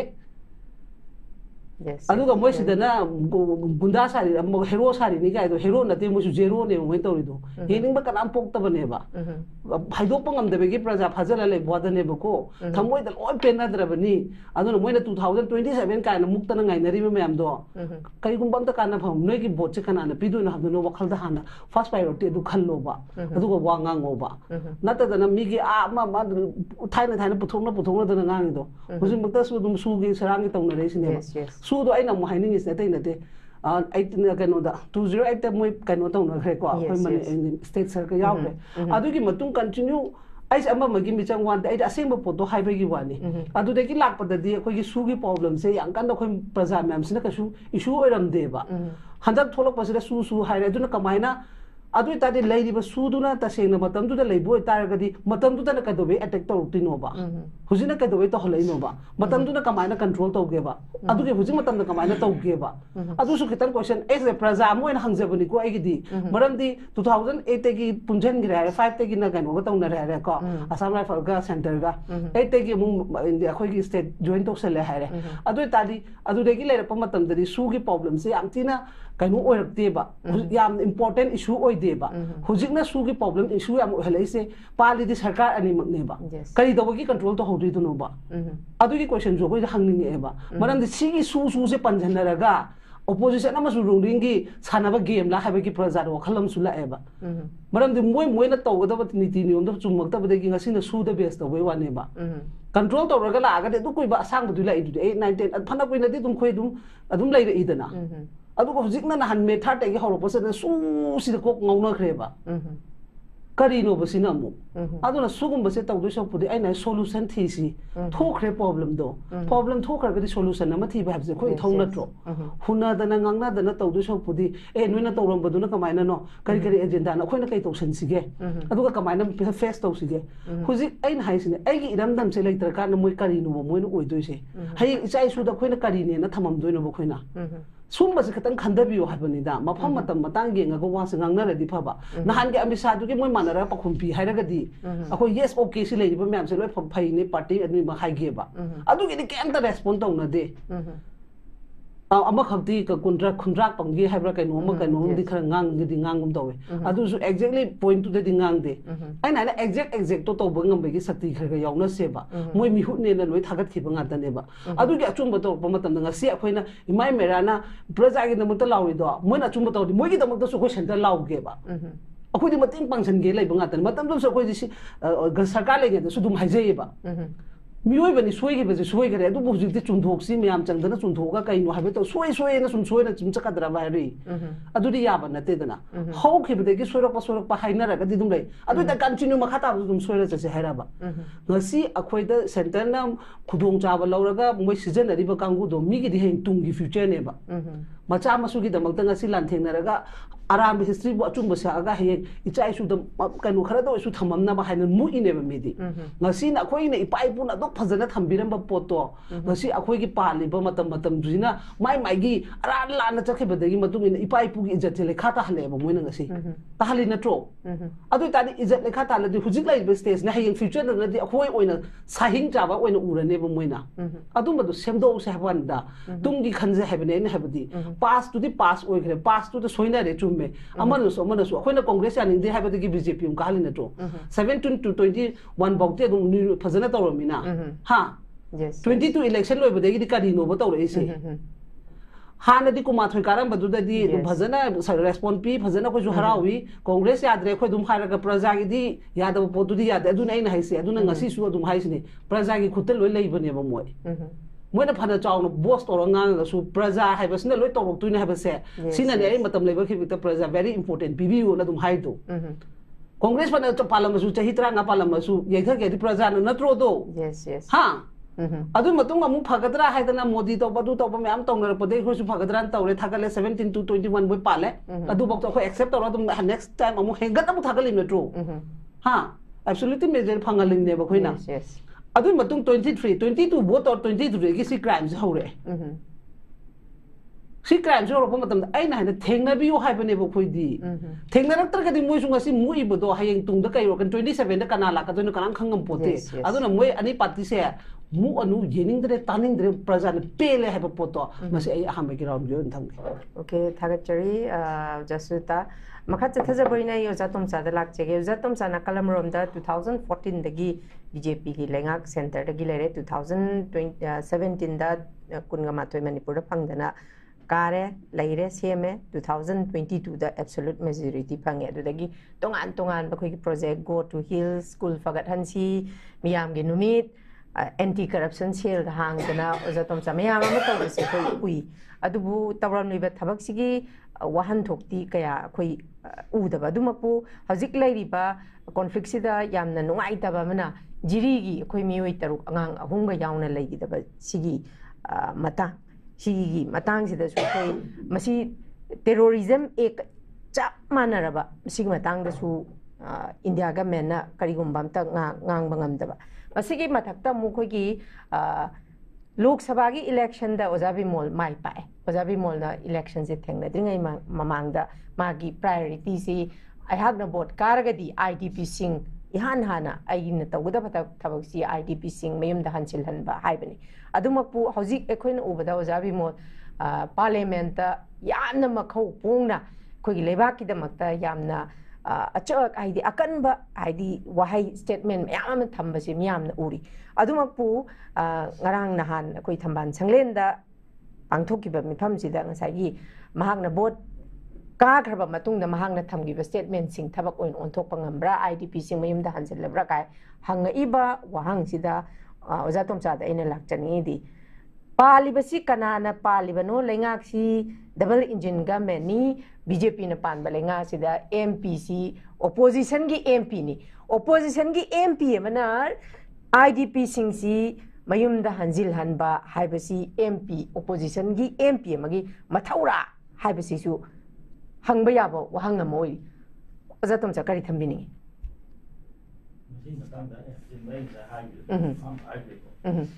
hamba diki parliament election da ki election maya gi hai ko kana na ba ki sai ki mayam gi apamba da tuang ka ba ne bo ka ba ka nei se sai num haije gare chik ta sing na oza bimona hari do ma gi su karu tung gi di ma kayam ngam min natra kayam ngam de se hoji khang ne hoji moi amana ma pachai che na ba ne ado koi na haina soi bi de sai du sopudi rabi mol gi su opposition oina ngambale mana hanjalan bang di ngamoy adu hanjal hanana ba thabak ti ma taksan bani ngamina tak su khar taksan li khar ai atmai loi ko do yam hena taksan di hana de loi mam di ke no do ji jik se idp ga yam mari le nam je ke de le ke do supreme court ta bench of petition le ri petition am le de ji जज अहुमना हजे inquiry तौदनको मोय committee सेमगा report पिखले से hello हाबजे नाना हाइग्रने सिगुमदा यौसनदना से Sumana supreme court ने appoint तौब committee ना सुमाना हाइग्रने से थबक पांगतो प्रिजि कइनो नाना थ कनो से लंबेन हांगदोसो हाइग्रबनी लोइना हांगदोकने ने हाइग्रबनी सिंग सिबो हांगदोक्तिसि करिनो काइना दुमाइना तसेना हाइतागदि मसे अखोइना एमपी अमदि ताकुम थोक्ते मा हाइरेना काग्रबने मागी कनो लेत्रो मागी एडवाइजर मयाम लेत्रो एडवाइजर को तानागदमिना थबक तुना कोइ उक्कदबो अदो मोय पॉलिटिशियन मसेन चाइनाबना तोंगानबमनिको अदो मसागी तौब मतंदा एमपी अमना केमदा तौब ngamद्रगदि सीएसओ नदि करि ngamदे सीएसओ मथौरो अदुजु सीएसओ जे होजे गवर्नमेंट कौरो वारी सारिसिति मोइसो ngamba लेबगे मरमदि केना प्रेशर ग्रुप ने अदुना एमपी अदु हाइतागदि तसेना हाइतागदि को खनौदि एमपी द पंचै मसै को एमएलए सिंगजिदि केदौ लेगे ऐसे को जगह के एमएलए सिंग केदौ ले अदु हाइतागदि होजिकि लेबो पॉलिटिकल क्लासिंग से लोइनमक अखोइगि को खुदा खदांग मखादा थाबम थोइबा प्रजागे मरमदि केनो द मोइ लोइनमकि केनो लेबा अमना अमदा इंजननबो कि वाजि तोबो को खै हाइसे को होजिक तसेना ngasai ko koina ngasai ki khoi hangat na yeng ba ya da ba khoi sister na mod habi ko sen na bod ada hana gi to se che si ya de history se kom makok te gi phakal laga yeng dra ga di hoja na ba me yeng mo tam da doctor da yeng mo tam da ana ba gi history se lor ka ne history se lor ga ngasai gi hoji ki le ba la gi yeng chi to de ni mayai di gi mayai thikai ne gi to ba ya de adu ba hoji प्रजाना दि फते हारे अदु होजि political party नि मोना तोंबा सु याम फै हारे खुलाई पाइबा terrorist मायाम पुथोगा कनोदा अखोइगी कनोदा अखोइगी को main stream दु पुरपनि हारे अदु तने प्रजाना याम कना हंगैसे करम निमित थादा कुकी की खुलाई पाइबा सिंसी गवर्नमेंट टेररिस्ट ओना लखोखिबा लैरब्रा नद्रा अनलोफुल ऑर्गेनाइजेशन लखोखिबा लैरब्रा लैतना करी दम तो वारी सारिबन मखोइदी वारी सारगा कंट्रोल तौगी महुता मखोइदी सारजे सुम तोरमने मसागी कन इचन हंबी द हानिंग आई हाजिनि मुले ngasi yam sauna ko mi je cancer gi ko stage of the series ga gi no makhong de hor kadri ne first stage da khangam ga di laing ba yai hari bin natra phugri masam ji yeng de yai rong cho o la ga kai gi de rum ne aduna sigi pot mayam che khoi udaba yate maram di keno da hojiksu adumangai ki sara se sara khungi basigi ngasai akhuna haibda center gi tongan ba party ji to khare center da lei bu party sing sina tongan ba manipur da arang mi yeng ba lei makhoina irang ji sungloi loisaning de manipur da irang nemhan ning de maram di keno da manipur haibse ko moina loksan ba ya ba lam sunate akhoi gi tongan ba constitution lei jabini akhoi ga india ga mari leina is di merger agreement khakta da mari leina bani merger agreement hoji main ताना अटा हंदब नते को India दा यावरे ने दम लेबो ने तसेना high तागदि माजे agreement पारबो मथों दि तोंगान म फलकनि सुप्रीम कोर्ट की रूलिंग सु मयाम ले अदन अखोइ सी लेबो मतम से अखोइ लैरिबा सिदेज दा लैरिबा चिंग तम नुसिदना लैरिबो जे थुगाइ दब सुंगा यादेबो मरम दि करिनो हाइबो मतम दा अखोइ जे मसी नुसिनना लैगि तागदि साइकि को मखोइ गी अपाम जे सुंबम खंगोइबा अदुना अमना पांगे पालु अमना पांगे पालु मणिपुर द लैरिबा मखोइ गी कैनो से अखोइगी मखोइगी कनो हाइतारे पॉलिसी सी साइगी को अखोइगी अखोइने येंबदा इथा थाजदबा अमा अदुम लैयेबा अदुने हाइजे तसेंगना अखोइगी को हेक सही कुंट्रा लान होरेबा कांबु सिंगसिगा दी को पॉलिटिकल सॉल्यूशन अमा प्रोडक्सी हाइद्र होनबगी महुत ngarang han इमिग्रेंट मैम चांगै दि पॉलिटिकल सॉल्यूशन तौगदबनेना वा थोगलैसे करिगिनो हाइबनि अदुनेबा सेसा यान जी को अखोइ मणिपुर गी असेंबा लेबा पुवारी ले अदु पुवारी द बेस तौग लाप बि होंगातने बा सिदे पॉलिटिकल सॉल्यूशन तौसे दे हाइद्रगा ngarang han ma pan de changpa narco terrorist कांबु खरगा अखोइ पॉलिटिकल सॉल्यूशन तौखुनु ने अखोइ को वारी सानगदब नेबसे मसिगुंबा सिगुंबद सौगत पसे मसि अदुम मसाना ताचबो वामने अदुन तसेंना अखोइगी लाइबक थिबिदि कैनो दा अखोइगी ओइबा अखोइगी सोइल सिगो ओइजबा अखोइगी कांबु मता होजि मतौना लेने लेतबसे अखोइगी पॉलिटिकल लोकल पॉलिटिकल पार्टी अरिंग ममता लेतबसे मसिना मरम ओइदन मा पांदगी चंगप सिंगसिना अखोइगी इमुंगसे खाबै खरा साबनेबा मरम कैनो दा अखोइगी ओइना वांगांबा हे नोइ नबानि तौरिदि यारोय अखोइगी दि सिगुम लei हादना ने थिनना ताकपो ngam मीसे लेतबगी दम मखोइना लागा अखोइगी कैनो सिदा अखोइगी को मणिपुर है मणिपुर से मथंगा ओलबने मोइना अदुना मसी तसेंग हाइतागदि मसीद तौरिब मयाम से मपादगी लाई हाइबो वानी मोइ लापदि नते अखोइगी मनुंगी बि ngakतनि ngasai gi ꯆꯟꯅ ꯍꯥꯏꯒꯗ ꯌꯥꯝ ꯐꯖꯕ ꯑꯃ ꯂꯩꯕ ꯑꯩꯈꯣꯏ ꯇꯨꯡꯗ ꯀꯔꯤꯅꯣꯕ ꯑꯩꯈꯣꯏꯅ ꯍꯧꯔꯛꯏꯕ ꯃꯤꯔꯣꯜꯗ ꯑꯩꯈꯣꯏꯅ ꯊꯝꯃꯝꯒꯗꯧꯔꯤꯕ ꯑꯩꯈꯣꯏꯒꯤ ꯄꯨꯋꯥꯔꯤꯁꯤ ꯀꯔꯤ ꯊꯝꯃꯝꯒꯗꯧꯔꯤꯅꯦꯕ ꯉꯁꯤꯁꯦ ꯍꯌꯦꯡꯒꯤꯗꯤ ꯄꯨꯋꯥꯔꯤ ꯑꯣꯏꯒꯗꯧꯔꯤꯅꯦꯕ ꯑꯗꯨꯅ ꯑꯁꯤꯒꯨꯝꯕ ꯄꯨꯋꯥꯔꯤꯒꯤ ꯇꯥꯡꯀꯛꯁꯤꯗ ꯁꯤꯒꯤ ꯍꯧꯖꯤꯛꯀꯤ ꯂꯩꯔꯤꯕ 21st ꯁꯦꯟꯆꯨꯔꯤꯁꯤꯗꯀꯣ ꯑꯩꯈꯣꯏ ꯃꯁꯦꯟ ꯇꯧꯅꯔꯤꯕ ꯑꯃꯅ ꯑꯃꯕꯨ ꯌꯩꯊꯅꯔꯤꯕ ꯆꯤꯡꯈꯠꯅꯕꯒꯤ ꯃꯍꯨꯠꯇ ꯌꯩꯊꯅꯔꯤꯕꯁꯦ ꯃꯁꯤ ꯆꯍꯤ ꯈꯔ ꯂꯩ ꯇꯥꯔꯗꯤ ꯃꯁꯤ ꯍꯤꯁꯇ꯭ꯔꯤ ꯑꯣꯏꯒꯗꯕꯅꯤ ꯁꯤꯒꯤ ꯍꯤꯁꯇꯣꯔꯤꯀꯦꯜ ꯄꯦꯔꯤꯌꯗꯁꯦ ꯃꯁꯤ ꯌꯥꯝ ꯏꯀꯥꯏꯅꯤꯡꯉꯥꯏ ꯑꯣꯏꯕ ꯄꯦꯔꯤꯌꯗ ꯑꯃꯗꯤ ꯁꯣꯏꯗꯅ ꯑꯣꯏꯔꯒꯗꯕ ꯄꯣꯠ ꯑꯃꯅꯦꯕ ꯑꯗꯨꯅ ꯍꯧꯖꯤꯛ ꯑꯩꯈꯣꯏ ꯑꯃ ꯈꯪꯗꯦ ꯉꯁꯥꯏ ꯑꯩꯅ ꯍꯥꯏꯖꯔꯤꯗꯨꯅꯤ BJPꯒꯤ 2027ꯒꯤ ꯋꯥꯗꯨ ꯇꯣꯛꯄꯤꯈꯣ ꯍꯧꯖꯤꯛ ꯃꯣꯏ ꯀꯩꯅꯣ ꯂꯩꯔꯤꯕꯅꯤ ꯃꯦꯖꯣꯔꯤꯇꯤ ꯂꯩꯔꯤꯕꯅꯤ ꯒꯣꯔꯃꯦꯟ ꯁꯦꯝꯅꯕ ꯍꯣꯠꯅꯕꯤꯌꯨ 2027 ꯍꯥꯏꯕꯗꯨꯗꯤ ꯌꯥꯝ ꯋꯥꯠꯂꯤ ꯑꯗꯨꯗꯤ ꯉꯁꯥꯏ ꯏꯆꯟꯅ ꯍꯥꯏꯕ ꯑꯗꯨꯃꯥꯏꯅ ꯑꯗꯨꯗꯤ ꯄ꯭ꯔꯖꯥꯒꯤ ꯈꯨꯠꯇ ꯂꯩ ꯑꯃꯁꯨ ꯄ꯭ꯔꯖꯥꯒꯤ ꯈꯨꯠꯇ ꯂꯩꯕ ꯉꯥꯛꯇꯅꯤ ꯀꯔꯤ ꯊꯣꯛꯑꯒꯗꯒꯦ ꯈꯪꯕ ꯅꯠꯇꯦ ꯑꯗꯨꯅ ꯃꯁꯤꯒꯤ ꯄꯣꯠꯁꯤ ꯂꯩꯕꯅꯤꯅ ꯍꯧꯖꯤꯛ ꯄ꯭ꯔꯥꯏꯝ ꯃꯤꯅꯤꯁꯇꯔ ꯂꯥꯛꯀꯅꯤ ꯍꯥꯏꯕ ꯑꯃ ꯂꯩꯔꯤ ꯍꯧꯖꯤꯛ ꯃꯤꯅꯤꯁꯇꯔ ꯑꯣꯐ ꯍꯣꯝ ꯑꯦꯐꯤꯌꯔꯁꯅ ꯋꯥꯔꯤ ꯁꯥꯔꯤꯕꯁꯤꯡꯁꯦ ꯑꯩꯈꯣꯏꯅ ꯌꯥꯗꯦ ꯍꯥꯏꯔꯤꯕ ꯁꯨꯁꯦ ꯊꯦꯝꯅꯕ ꯍꯣꯠꯅꯔꯤ ꯃꯣꯏꯅ ꯀꯣ ꯃꯁꯤ ꯀꯔꯤꯅꯣ ꯍꯥꯏꯕ ꯑꯗꯨꯒ ꯏꯟꯗꯤꯌꯥꯗ ꯔꯨꯜ ꯑꯣꯐ ꯂꯣ ꯍꯥꯏꯕ ꯑꯃ ꯂꯩ ꯍꯥꯏꯕ ꯔꯨꯜ ꯑꯣꯐ ꯂꯣꯁꯤ ꯇꯧꯔꯒ ꯂꯣ ꯁꯤꯖꯤꯟꯅꯔꯒ ꯉꯁꯥꯏꯒꯤꯀꯣ ꯑꯩꯈꯣꯏ ꯄ꯭ꯔꯖꯥꯒꯤ ꯍꯛꯁꯤ ꯐꯪꯒꯗꯧꯔꯤꯕ꯭ꯔꯥ ꯐꯪꯍꯟꯒꯗꯧꯔꯤꯕ꯭ꯔꯥ ꯅꯠꯇ꯭ꯔꯒꯅ ꯍꯛ ꯊꯨꯒꯥꯏꯔꯤꯕ ꯀꯥꯡꯕꯨꯗꯨꯒ ꯃꯈꯣꯏꯒꯤ ꯌꯥꯅꯔꯒ ꯑꯩꯈꯣꯏꯒꯤ ꯍꯛꯁꯤ ꯃꯣꯏꯅ ꯄꯤꯕꯤꯗꯧꯔꯤꯕ꯭ꯔꯥꯕ ꯁꯨꯁꯦ ꯀꯔꯝꯕ ꯑꯣꯊꯣꯔꯤꯇꯤꯅꯣꯕ ꯁꯨ ꯍꯥꯏꯕꯁꯤ ꯀꯔꯤ ꯑꯣꯊꯣꯔꯤꯇꯤꯅꯣꯕ ꯏꯟꯗꯤꯌꯥ ꯒꯣꯔꯃꯦꯟꯅ ꯋꯥꯔꯤ ꯁꯥꯔꯒ ꯂꯝꯕꯦꯟꯁꯦ ꯐ꯭ꯔꯤ ꯆꯠꯍꯟꯒꯗꯕꯅꯤ ꯍꯥꯏꯁꯦ ꯃꯁꯤ ꯂꯥꯎꯕꯤꯌꯣꯕ ꯑꯃꯁꯨ BJPꯁꯨ ꯂꯥꯎꯕꯤꯌꯨ ꯀꯪꯒ꯭ꯔꯦꯁꯁꯨ ꯂꯥꯎꯕꯤꯌꯨ ꯑꯇꯣꯞꯄ ꯂꯩꯔꯤꯕ ꯄꯣꯂꯤꯇꯤꯀꯦꯜ ꯄꯥꯔꯇꯤ ꯃꯌꯥꯝꯁꯤꯁꯨ ꯂꯥꯎꯕꯤꯌꯣꯕ ꯚꯣꯠ ꯃꯌꯥꯗ ꯆꯣꯡꯊꯣꯔꯒ ꯇꯧꯕꯗꯨ ꯇꯧꯕꯤꯒꯅꯣꯕ ꯑꯗꯨꯒ ꯄꯥꯔꯇꯤ ꯌꯥꯎꯕ꯭ꯔꯥ ꯌꯥꯎꯗꯕ꯭ꯔꯥ ꯍꯧꯖꯤꯛꯀꯤ ꯂꯩꯔꯤꯕ ꯃꯤꯍꯨꯠꯅꯦ ꯍꯥꯏꯗꯅ ꯀꯥꯗꯅ ꯂꯩꯔꯤꯕꯁꯤꯡꯁꯦ ꯑꯁꯤꯁꯨ ꯂꯥꯎꯕꯤꯌꯣꯕ ꯁꯤ ꯀꯔꯤꯅꯣ ꯍꯥꯏꯕꯁꯤ ꯂꯣꯁꯤꯕꯨ ꯃꯈꯣꯏꯅ ꯌꯥꯔꯒꯅ ꯆꯠꯄ ꯌꯥꯗ꯭ꯔꯒꯅ ꯆꯠꯂꯣꯏꯗꯕꯁꯤ ꯑꯣꯏꯗꯧꯔꯤꯕ꯭ꯔꯥ ꯑꯗꯨꯒ ꯇꯝꯄꯥꯛꯇꯗꯤ ꯃꯣꯏ ꯑꯁꯨꯛ ꯐꯖꯅ ꯂꯣ ꯆꯂꯥꯏꯔꯤꯁꯤꯗꯤ ꯄ꯭ꯔꯖꯥꯅ ꯄꯦꯟꯗꯕ ꯃꯌꯥꯝ ꯂꯩ ꯑꯗꯨꯕꯨ ꯄꯦꯟꯗꯦ ꯍꯥꯏꯕꯗꯨꯅ ꯂꯣꯗ ꯅꯝꯊꯠꯄꯗꯤ ꯌꯥꯗꯕꯅꯤꯅ ꯂꯣ ꯑꯗꯨꯝ ꯆꯂꯥꯏꯅ ꯆꯤꯡꯗꯁꯨ ꯀꯔꯤꯒꯤ ꯆꯂꯥꯏꯗꯒꯦꯕ ꯑꯗꯨꯅ ꯑꯁꯤꯒꯨꯝꯕ ꯀꯣ ꯁꯦꯠꯄ ꯃꯥꯟꯕ ꯄꯣꯠꯁꯦ ꯂꯥꯛꯄꯁꯤꯅ ꯍꯧꯖꯤꯛ ꯑꯃꯨꯛ ꯀꯔꯤ ꯍꯥꯏꯔꯦ ꯏꯝꯐꯥꯜ ꯈꯛꯇꯪꯁꯤꯅ ꯃꯅꯤꯄꯨꯔ ꯑꯣꯏꯔꯛꯄ ꯇꯥꯔꯒꯗꯤ ꯀꯔꯤꯅꯣ ꯑꯩꯈꯣꯏꯒꯤ ꯆꯍꯤ 2,000 3,000 5,000 ꯂꯩꯔꯝꯕ ꯍꯤꯁꯇ꯭ꯔꯤꯗꯨꯕꯨ ꯁꯤꯒꯤ ꯃꯌꯥꯏꯗ ꯂꯩꯔꯤꯕ ꯉꯁꯥꯏꯒꯤ ꯏꯝꯐꯥꯜ ꯚꯦꯂꯤ ꯈꯛꯀꯤ ꯍꯤꯁꯇ꯭ꯔꯤꯔꯣ ꯑꯁꯤ ꯌꯧꯅ ꯉꯥꯡꯕ ꯉꯝꯃꯛꯑꯕꯅꯦꯕ ꯍꯧꯖꯤꯛꯀꯤ ꯀꯥꯡꯕꯨꯁꯤꯅ ꯃꯄꯥꯟꯗꯒꯤ ꯆꯪꯉꯛꯄ ꯃꯐꯝ ꯃꯔꯥꯡ ꯈꯪꯗꯕꯀꯣ ꯃꯄꯥ ꯃꯄꯨ ꯃꯁꯛ ꯈꯪꯗꯕ ꯍꯥꯏꯒꯦ ꯑꯗ ꯍꯧꯖꯤꯛ ꯀꯩꯗꯧꯔꯦ ꯑꯦꯅꯤ ꯀꯨꯀꯤ ꯇ꯭ꯔꯥꯏꯕ ꯂꯧꯊꯣꯛꯑꯣꯏꯗꯣ ꯃꯣꯏ ꯆꯣꯡꯊꯣꯔꯛꯏꯅꯤ ꯂꯧꯊꯣꯛꯄ ꯌꯥꯔꯣꯏ ꯀꯥꯏꯅ ꯑꯦꯅꯤ ꯀꯨꯀꯤ ꯇ꯭ꯔꯥꯏꯕꯁꯤ ꯀꯔꯤꯅꯣ ꯀꯅꯥꯅ ꯊꯝꯃꯝꯕꯅꯣ ꯑꯗꯨꯗꯅꯦ ꯑꯩꯈꯣꯏ ꯋꯥ ꯌꯥꯝ ꯉꯥꯡꯅꯤꯡꯉꯛꯑꯦꯕ ꯐꯠꯇꯦꯕ ꯑꯗꯨ ꯉꯥꯡꯕꯗꯣ ꯑꯦꯅꯤ ꯀꯨꯀꯤ ꯇ꯭ꯔꯥꯏꯕꯁꯤ ꯀꯅꯥꯅ ꯄꯨꯁꯜꯂꯝꯕꯅꯣ ꯀꯩꯒꯤꯗꯃꯛꯇ ꯄꯨꯁꯜꯂꯝꯕꯅꯣ ꯃꯥꯏ ꯇ꯭ꯔꯥꯏꯕ ꯃꯃꯤꯡ ꯂꯣꯏ ꯂꯩꯖꯔꯤꯅ ꯃꯃꯤꯡꯗꯣ ꯑꯣꯏꯅ ꯊꯣꯟꯕꯤꯕ ꯌꯥꯗꯕ꯭ꯔꯣ ꯑꯦꯅꯤ ꯍꯥꯏꯕ ꯄꯣꯠꯁꯤ ꯀꯩꯅꯣ ꯑꯦꯅꯤ ꯃꯩꯇꯩ ꯍꯥꯏꯕ ꯌꯥꯕ꯭ꯔꯣꯅꯦ ꯑꯗꯨꯅ ꯁꯤꯒꯨꯝꯕ ꯄꯣꯠ ꯂꯥꯛꯄꯁꯤꯅ ꯑꯩꯈꯣꯏꯗꯤꯀꯣ ꯇꯣꯛꯄꯤꯔꯣ BJPꯁꯨ ꯑꯩꯅ ꯍꯥꯏꯖꯔꯤꯗꯣ ꯃꯣꯏꯁꯨ ꯃꯦꯖꯣꯔꯤꯇꯤꯅꯤ ꯒꯣꯔꯃꯦꯟ ꯄꯥꯟꯅꯕ ꯍꯣꯠꯅꯕꯤꯌꯨ 2027ꯒꯤꯗꯣ ꯃꯗꯨ ꯄ꯭ꯔꯖꯥꯒꯤ ꯈꯨꯠꯇ ꯂꯩ ꯑꯗꯣ ꯍꯧꯖꯤꯛ ꯃꯤꯅꯤꯁꯇꯔ ꯑꯣꯐ ꯍꯣꯝ ꯑꯦꯐꯤꯌꯔꯁꯅ ꯑꯩꯈꯣꯏꯒꯤ ꯔꯨꯜ ꯑꯣꯐ ꯂꯣ ꯆꯂꯥꯏꯕꯒꯤ ꯃꯍꯨꯠꯇ ꯀꯨꯀꯤ ꯇꯦꯔꯣꯔꯤꯁꯁꯤꯡꯒ ꯍꯥꯏꯗꯤ ꯍꯧꯖꯤꯛꯇꯤ ꯇꯦꯔꯣꯔꯤꯁ ꯑꯣꯜꯂꯕꯅꯦ ꯃꯣꯏ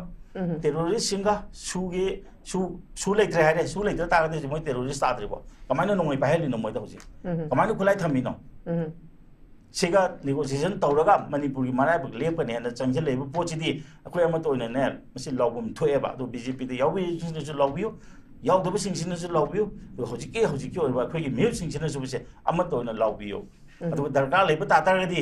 ꯑꯩꯈꯣꯏꯒꯤꯀꯣ ꯅꯦꯁꯅꯦꯜ ꯒꯣꯔꯃꯦꯟ ꯍꯥꯏꯅ ꯄꯥꯔꯇꯤ ꯂꯣꯏꯅꯃꯛ ꯄꯨꯟꯕ ꯒꯣꯔꯃꯦꯟ ꯑꯃ ꯁꯦꯝꯕꯤꯌꯨ ꯀꯔꯤ ꯑꯀꯥꯏꯕ ꯂꯩꯒꯦ ꯑꯣꯄꯣꯖꯤꯁꯟ ꯌꯥꯎꯗꯕ ꯂꯣꯏꯅꯃꯛ ꯄꯨꯜꯂꯒ ꯑꯃ ꯁꯦꯝꯕꯤꯌꯨ ꯌꯥꯏꯅ ꯑꯗꯨꯒꯨꯝꯕ ꯀꯩ ꯁꯦꯝꯕ ꯌꯥꯗꯦ Okay, thank you very much. Ozatumsa ai bangkindam lakchage. Bangkin akoina ngarang nahandagi thengnajaba akogi XCM akogi nongtombam birena phongdorakpa assembly yauna document semdoktuna yelhong mising mutatna ba honaramle haiba sigi amuk sigi matangsi ida akogi governor Ajay Kumar Balada mahakna memorandum pishanba karamba matamda kamain tawdano soiramibano kanana semdokpano haibagi matangje thigat piyu haina ju ꯊꯥꯕꯁꯦ ꯀꯣꯏ ꯎꯔꯦ ꯑꯗꯨꯗ ꯅꯠꯇꯅ ꯅꯍꯥꯟ ꯑꯩꯈꯣꯏꯒꯤ ꯁꯤꯔꯣꯏ ꯂꯤꯂꯤ festival ꯄꯥꯡꯊꯣꯛꯈꯤꯕꯗ ꯒ꯭ꯋꯥꯜꯇꯥꯕꯤꯗ ꯊꯣꯛꯈꯤꯕ ꯃꯅꯤꯄꯨꯔ ꯃꯨꯠꯊꯠꯄꯒꯤ ꯑꯗꯨꯁꯨ ꯑꯩꯈꯣꯏꯅ ꯉꯁꯤ ꯊꯦꯡꯅꯖꯕꯗ ꯍꯥꯏꯔꯤꯕ ꯒ꯭ꯋꯥꯜꯇꯥꯕꯤ ꯀꯨꯀꯤ ꯚꯤꯂꯦꯖ ꯍꯥꯏꯕ ꯑꯁꯤ ꯂꯩꯉꯥꯛꯀꯤ ꯔꯦꯀꯣꯔꯗꯇ ꯂꯩꯔꯝꯗ꯭ꯔꯦ ꯍꯥꯏꯕ ꯑꯃꯁꯨ ꯕꯝꯀꯤꯟ ꯊꯦꯡꯅꯔꯤꯀꯣ ꯁꯤꯒꯤ ꯃꯇꯥꯡꯁꯤꯗ ꯍꯥꯏꯗꯤ ꯂꯩꯔꯤꯕꯁꯤ ꯄꯥꯜꯂꯤꯕ ꯃꯇꯝꯁꯤꯒꯤ ꯑꯩꯈꯣꯏꯒꯤ ꯄꯣꯂꯤꯇꯤꯀꯦꯜ ꯄꯥꯔꯇꯤ ꯁꯤꯒꯤ ꯑꯆꯧꯕ ꯀꯩꯅꯣꯗꯤ ꯑꯗꯨꯝ ꯌꯥꯎꯗꯣꯔꯤꯅꯦꯕ ꯕꯝꯀꯤꯟ ꯁꯤꯒꯤ ꯃꯇꯥꯡꯁꯦ ꯃꯁꯤꯗꯁꯨ ꯑꯗꯨꯝ ꯀꯩ ꯍꯥꯏꯅꯤ ꯃꯤꯌꯥꯝꯗ ꯊꯝꯂꯛꯏꯕ ꯁ꯭ꯇꯦꯠꯃꯦꯟ ꯈꯨꯗꯤꯡꯃꯛꯇ ꯃꯤꯌꯥꯝꯗꯗꯤ ꯃꯁꯤ ꯀꯔꯝꯕ ꯂꯩꯉꯥꯛꯅ ꯄꯥꯜꯂꯝꯕꯗ BJPꯅ ꯄꯥꯜꯂꯤꯉꯩꯗꯔ ꯀꯣꯡꯒ꯭ꯔꯦꯁꯅ ꯄꯥꯜꯂꯤꯉꯩꯗꯔ ꯍꯥꯏꯕꯒꯤ ꯀꯩꯅꯣꯁꯤꯃ ꯀꯟꯐ꯭ꯌꯨꯖꯟꯁꯤꯃ ꯑꯗꯨꯝ ꯂꯩꯔꯦꯕ ꯕꯪꯀꯤꯠ ꯁꯤꯒꯤ ꯃꯇꯥꯡꯗꯗꯤ ꯁꯤꯗꯁꯨ ꯃꯁꯤ ꯏꯚꯟ ꯁꯨꯒꯤ ꯃꯇꯥꯡꯁꯤꯗꯁꯨ ꯃꯔꯨꯁꯤ ꯀꯣꯡꯒ꯭ꯔꯦꯁꯅ ꯍꯨꯜꯂꯝꯕꯅꯤ ꯃꯈꯣꯡꯅ BJPꯅ ꯏꯁꯤꯡ ꯆꯥꯏ ꯂꯩꯔꯦ ꯍꯥꯏꯕ ꯋꯥꯔꯣꯜꯁꯤ ꯍꯥꯏꯔꯤꯕ ꯁꯤꯒꯤ ꯃꯇꯥꯡꯗꯗꯤ ꯍꯧꯖꯤꯛ ꯊꯝꯂꯤꯕ ꯄꯨꯈꯠꯂꯛꯏꯕ CMꯅ ꯄꯨꯈꯠꯂꯛꯏꯕ ꯁꯤꯒꯤ ꯁ꯭ꯇꯦꯠꯃꯦꯟꯁꯤꯒꯤ ꯃꯇꯥꯡꯁꯤꯗꯁꯨ ꯑꯃꯨꯛ ꯃꯁꯤꯒꯤ ꯃꯇꯥꯡꯁꯤꯕꯨ ꯁꯤꯒꯤꯗꯁꯨ ꯑꯃꯨꯛ ꯍꯥꯏꯗꯤ ꯀꯔꯤ ꯀ꯭ꯂꯦꯔꯤꯐꯤꯀꯦꯁꯟ ꯀꯔꯤ ꯀꯃꯥꯏꯅ ꯁꯤꯗꯁꯨ ꯃꯌꯥꯝꯅ ꯑꯃꯨꯛ ꯆꯤꯡꯅꯕꯁꯦ ꯂꯩꯔꯝꯃꯒꯗꯕꯅꯦꯕ ꯀꯅꯥꯒꯤ ꯃꯇꯥꯡꯗ ꯀꯃꯥꯏꯅ ꯇꯧꯕꯅꯣ ꯍꯥꯏꯕꯁꯤꯃ ꯕꯪꯀꯤꯟꯁꯤ ꯀꯔꯤ ꯊꯝꯕꯤꯅꯤꯡꯉꯤ ꯕꯪꯀꯤꯟꯁꯤꯒꯤ ꯃꯇꯥꯡꯗꯗꯤ ꯑꯩꯈꯣꯏꯅ ꯌꯦꯡꯒꯗꯕꯁꯦ BJPꯅ ꯄꯥꯏꯔꯛꯏꯁꯦ ꯆꯍꯤ 8 ꯃꯈꯥꯏ ꯁꯨꯔꯦꯕ ꯃꯅꯤꯄꯨꯔꯗ ꯆꯍꯤ 8 ꯃꯈꯥꯏ ꯇꯨꯝꯃꯒ ꯂꯩꯔꯨꯔꯦ BJPꯅ ꯑꯗꯨꯒ ꯍꯧꯖꯤꯛꯇ ꯃꯃꯤꯡ ꯑꯗꯨ ꯊꯣꯟꯖꯜꯂꯝꯃꯦꯅ ꯌꯥꯝ ꯇꯧꯔꯤꯑꯦꯕ ꯅꯣ ꯑꯗꯨꯃꯥꯏꯅ ꯃꯤꯌꯥꯝꯗ ꯃꯤꯁꯂꯤꯠ ꯇꯧꯒꯅꯣ ꯃꯤꯁꯂꯤꯠ ꯇꯧꯕ ꯌꯥꯔꯣꯏꯕ BJPꯅ 이모셔널 ꯁꯦꯟꯇꯤꯃꯦꯟꯁꯦ ꯌꯥꯝ ꯁꯥꯟꯅꯩꯌꯦꯕ ꯃꯩꯇꯩ ꯃꯆꯥꯁꯤ ꯑꯩꯈꯣꯏꯗꯤ 이모셔널 ꯕꯣꯟꯗꯤꯡ ꯑꯃ ꯂꯩꯌꯦꯕ ꯑꯩꯈꯣꯏꯒꯤ 이름ꯗꯝ ꯏꯃꯥ ꯂꯩꯕꯥꯛꯁꯤꯒ ꯇꯣꯉꯥꯟꯕ ꯐꯤꯂꯤꯡꯁ ꯑꯃ ꯂꯩꯔꯤꯑꯦꯕ ꯑꯩꯈꯣꯏꯒꯤ ꯌꯥꯝꯅ ꯅꯨꯡꯁꯤꯕ ꯁꯦꯟꯁ ꯑꯣꯐ ꯕꯤꯂꯣꯡꯒꯤꯡꯅꯦꯁ ꯑꯃ ꯑꯗꯨꯅ ꯑꯩꯈꯣꯏꯁꯤꯗꯤ ꯀꯝꯗꯧꯅ ꯁꯥꯎꯍꯟꯒꯅꯤ ꯀꯃꯥꯏꯅ ꯔꯥꯖꯅꯤꯇꯤ ꯇꯧꯒꯗꯒꯦ ꯍꯥꯏꯕꯁꯦ BJPꯅ ꯌꯥꯝꯅ ꯈꯪꯉꯦꯕ ꯃꯗꯨꯅ ꯑꯗꯨ ꯌꯦꯡꯉꯒ ꯃꯣꯏꯅ ꯁꯥꯟꯅꯕ ꯂꯤꯂꯥ ꯉꯥꯛꯇꯅꯦꯕ ꯊꯥꯡꯖꯤꯡ ꯊꯥꯡꯇꯤꯡꯒꯤ ꯏꯁꯨꯗꯨꯗ ꯂꯩꯕꯥꯛꯁꯤ ꯀꯔꯤ ꯊꯣꯛꯏꯒꯦꯁꯦ ꯄꯨꯝꯅꯃꯛ ꯀꯥꯎꯍꯟꯈ꯭ꯔꯒ ꯊꯥꯡꯖꯤꯡ ꯊꯥꯡꯇꯤꯡꯗꯨꯗ ꯄꯨꯡꯂꯣꯏ ꯂꯣꯏꯍꯜꯂꯤꯅꯦꯕ ꯃꯅꯤꯄꯨꯔ ꯄꯨꯝꯕꯁꯦ ꯀꯣꯡꯒ꯭ꯔꯦꯁꯀꯤ ꯃꯇꯝꯗ ꯊꯥꯡꯖꯤꯡꯕꯨ ꯊꯥꯡꯇꯤꯡ ꯑꯣꯟꯊꯣꯛꯍꯜꯂꯝꯕ ꯇꯧꯍꯜꯂꯝꯕ ꯑꯗꯒꯤ ꯑꯁꯤꯗꯩꯗ ꯀꯔꯤ ꯌꯥꯝ ꯇꯧꯕꯗꯣ ꯄꯟꯆꯥꯌꯠꯇꯒꯤ ADCꯗ ꯑꯣꯟꯊꯣꯛꯈꯤꯕ ꯈꯣꯠꯈꯤꯕ ꯃꯌꯥꯝ transfer of villages from Panchayati Raj to ADC ꯀꯥꯏꯅ ꯃꯌꯥꯝ ꯇꯧꯈꯤꯕꯅꯦꯕ ꯁꯨꯃꯥꯏꯅ ꯇꯧꯗꯅ ꯑꯩꯅ ꯍꯥꯏꯗꯤ if ꯀꯣꯡꯒ꯭ꯔꯦꯁꯀꯤ ꯃꯇꯝꯗ ꯀꯔꯤꯒꯨꯝꯕ ꯂꯨꯞ ꯍꯣꯜꯁ ꯈꯔ ꯂꯩꯔꯝꯃꯦ ꯅꯠꯇ꯭ꯔꯒ ꯇꯧꯔꯝꯃꯤꯕꯗꯨꯗ ꯑꯄꯦꯟ ꯄꯦꯟꯗ खर लेरे खलसे BJPना सेंटर द चही 13 नेबो हुजिक पाइरे इसे स्टेट सिदा चही 8 मखाइ नेबा सिगी सांग्रब मतमसे मखोय कैदौर लेरमगेबा सिदैददि मखोय हाइबा यादब्रा सेमदोकबा यादब्रा चुमथोकबा यादब्रा कक कक थिल्लगा पोथा पोथा टॉपिक ओमम पुखलागा कनो तौरिसे कैगिनो टॉपिक तुसु अखोय कांग्रेस पार्टी ना प्रजा मियाम सिदा अदुक मतिक फजना क्लेरिफाई लोइन तौग्रबनेबा पब्लिक सेंटिमेंट जी सानरगा मिगी पब्लिक की विल मणिपुरी प्रजा की अनिंग पाम खुदिमक मोइना BJP ना अंडरमाइन तौनबो होटनरिसे करिगिनो मथक मखा ओलहलगा अखोयगी इमोशनल अत्याचार तौरगा अखोयसे इरांग सिदगी नाथैनबो होटनरिसे करिगिनो मा अदु ngang लेदो महता अदुगी दमता फाइट तौना कैदोबे अदु तौदे करिगी चही 8 मखाइ सिदा मा तौदे सेंटर द चही 13 पाला अबने हुजिक हेला अबने अदु कैदोर लेगेबा तौगेदि म्याम तौबा यारेना अदु तौदे थांजिंग थांतिंगी सि यंगो लोइना अदु मोइना मियाम जे कयामना मिसलीड तौगे हा मतमदा मिगी सब डिवीजन ममिंग दो कोना मसिदैदा आई सी अदुम पुर लापने हाइदी BJP नि याम तोइना चार्ज तौगनबा असिगुम्बा मिंग ओन्थोकपा सु आइना पाइजरई डॉक्यूमेंट खरसे मसी दुम तौर अनि खंगना अदुना चिन्ना सुम वर्बली ngang नुंगाइते डॉक्यूमेंट ओइना आई पुजरपने बसी फजना कैनो तौरे हारगा सी मणिपुर की अखोइगी गवर्नमेंट की कैनोदा याव चे चांग दुनेबा आइना जेरोक्स तौर पुजरपने अदे असोम द कोर्ट केस तौनदना राय तार लेखरब असोम की ममिंग विलेज असुग अदुगी नेपाली ताबे एरिया अदु तौबो मयाम दो अदु योंगो चार्ज तौरी मयाम से ऑटोनोमस डिस्ट्रिक्ट काउंसिल दो ओनसलमे हाना सोम द यावजरगा लेरंबा मयाम दो हाइदना कैनो तौरगा सुमाइना तौरगा अखोइसे कयाम कुइना BJP ना कोइसे मिसलीड तौबोइनोबा सुमाइन तौगदब महत्पुदी कंफ्यूजन स्टेट ता मियाम से इराक न हल्लगा थमदोय सरोकपुदी प्रॉब्लम लेरेना खल्लगा तारगदी प्रॉब्लम सिंगसी लोइनमक ngमद्रगसो अममम सॉल्व तौबिबा करी काय तौननबो होनबिबा करी काय BJP ना खुदोम बि थिन लेरिसे करिगिनो ओपोजिशन गुमाइना मोइ नत्रो एक तौदोइसे थबक त ओन्थोक तोइसे मोइ नत्रबा इंप्लीमेंटेशन से अथॉरिटी से मोइनेबा साइन चलिसे मोइने मे अदुगा करिगिनोबा मोइना ओपोजिशन की रोल लवर लेइसे Karigino Moina Sigum Matiam Tona Parise. Ngarang Litan Pokpida Sadu Lampak Hebra. Adomda Kukina, Lauba, Ahogi Maite, Lauba Sing, Ahoy no make up Salapada. Makok the Masam Hova BJP single MLA Amatana or any party gi Wakar Amtana, Kana condemn dogi. Kana pain the Banuite of Pondoke. Bisen Purda Low Suraga Jariba Mido, Sing the gi, no make up Salapaduda, Kana Amata. Not even a single MLA of BJP. Statement am the Toki the Banep. Kaito Wino state the Indira Gandhi, Nangarangam Tokalaido. Kaigino Wina see the emergency guy in Tokalaido. Miam si Usitri Raba Mointa Wije. Kariginova. Moi Sumainta Gabro. Kariginova BJP na Manipur se, Pagi Dagi, Moina Impal Manung, the Belly Manung, the Kongpam, Machet Lento, Lantopangam Handana Tama, is a quite Sahi and Hilavane. Pagi day, I see a quay Semi Lantopangam drumne. Bisenpur, a quay Moirang day and Lantopangam drumne. Lower of ne, Palen the lower of ne. Kariginova Moinas Mind Tawije. Pagi of a CJ. National Highway pre movement Lahengani have to do Lahende. Adudikai, so the focus of the Karigino Highway the BJP. Kariginova unnecessary way Mayama Putokana. When a Taylor, Miji Mako, Mamma Ngalaga Prazazi, Moina, some Sanarisi Kariginova. Henmandri Brava Moisibo Kari Kanada, Asigumba, Adegi MP na Karamba Matamda, MP Ozabi Molna, Karamba Matamda, Mark Heg Bot Kabaga IDP Sing Mayum Danjal Hangani, Haiki Geva. Aigi election Hek Kariguma Mai Pak Patara, the Han the Hek Karakpada. Aina relief camp the lady internally displaced people may am say Makoibu Masagi Mayum the Maramdam the Hanjal Hananaba what Nabasina a hand priority or any have never Hanjal Hananaba what Nabasina opposition Yimatone never Lambi to connect or in never Aduga Hanjal Handari do not canano Sarkana never BJP never MLA yang kay mangazi punjalaga adagi Raja Sabagi MP do mayawarga moy pulapsina akoy Congress ki MP ani sida Brazatara is Haidara is Kariginoba. Moy Matho Punamakto BJP na Taugadaba Sinpam Kudimakto akoy Kainona MP Alfred MP Bimolga the Tau Hairaba. Adagi Manipur the lady but MLA yang kay mangazina logo the role do akoy Congress ki opposition gi MLA mangazina Tau Hairaba.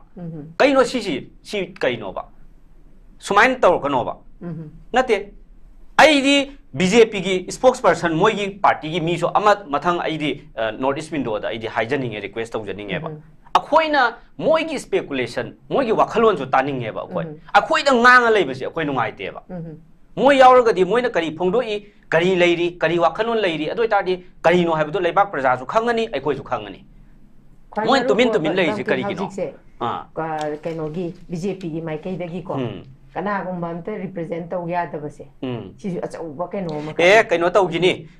Honorable Prime Minister lak tore haidana. Lak pada moi thorak pa horani. La amdai thorak kani la abanumit wangang bayaw ni hangiba nong manini wangang mani. Tumin ang lay gini. Adu kana moi amna credit low doy ne moi hujik Prime Minister la akanda. Si compulsory ne. Hujik na BJP na moi na semgat sagat pa moi gi proxy mi khar thado oga. BJP masadi kaino tau roi ba kari gino hai taragadi. Congress ka sum khatna raga awai khum tawna lei taragadi mina nungsi da na leiringai mathak chida akoi BJP ji pungloi loi ba tare akoi tumin nam tang lei gi sena moi thoksan na dri ne ba nungsi da ba do hen gi ni hai ba gi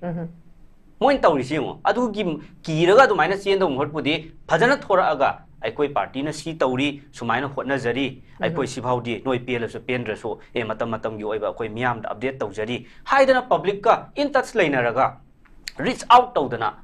Makoy views opinions me am the Pongdo of public reaction response kari la I have do Kangmin Nataragadi I quit Nungai Draba I quit on Panglau law was to Tahale Mo Yaudam in a quick Canada stars to me I don't ngang kang de I quit ngang is some way correct clarification to be the Musu pay I do not in a Pangang but I ever I do Siguma Mam layeva I do not minor to was so no idea Adagi Kari MP the some charge to Bayaroi Kaino sibu aikoi assembly dissolve tawba natri ba hujik se animated suspension level se animated suspension means MLA sing still alive they have the authority to serve the people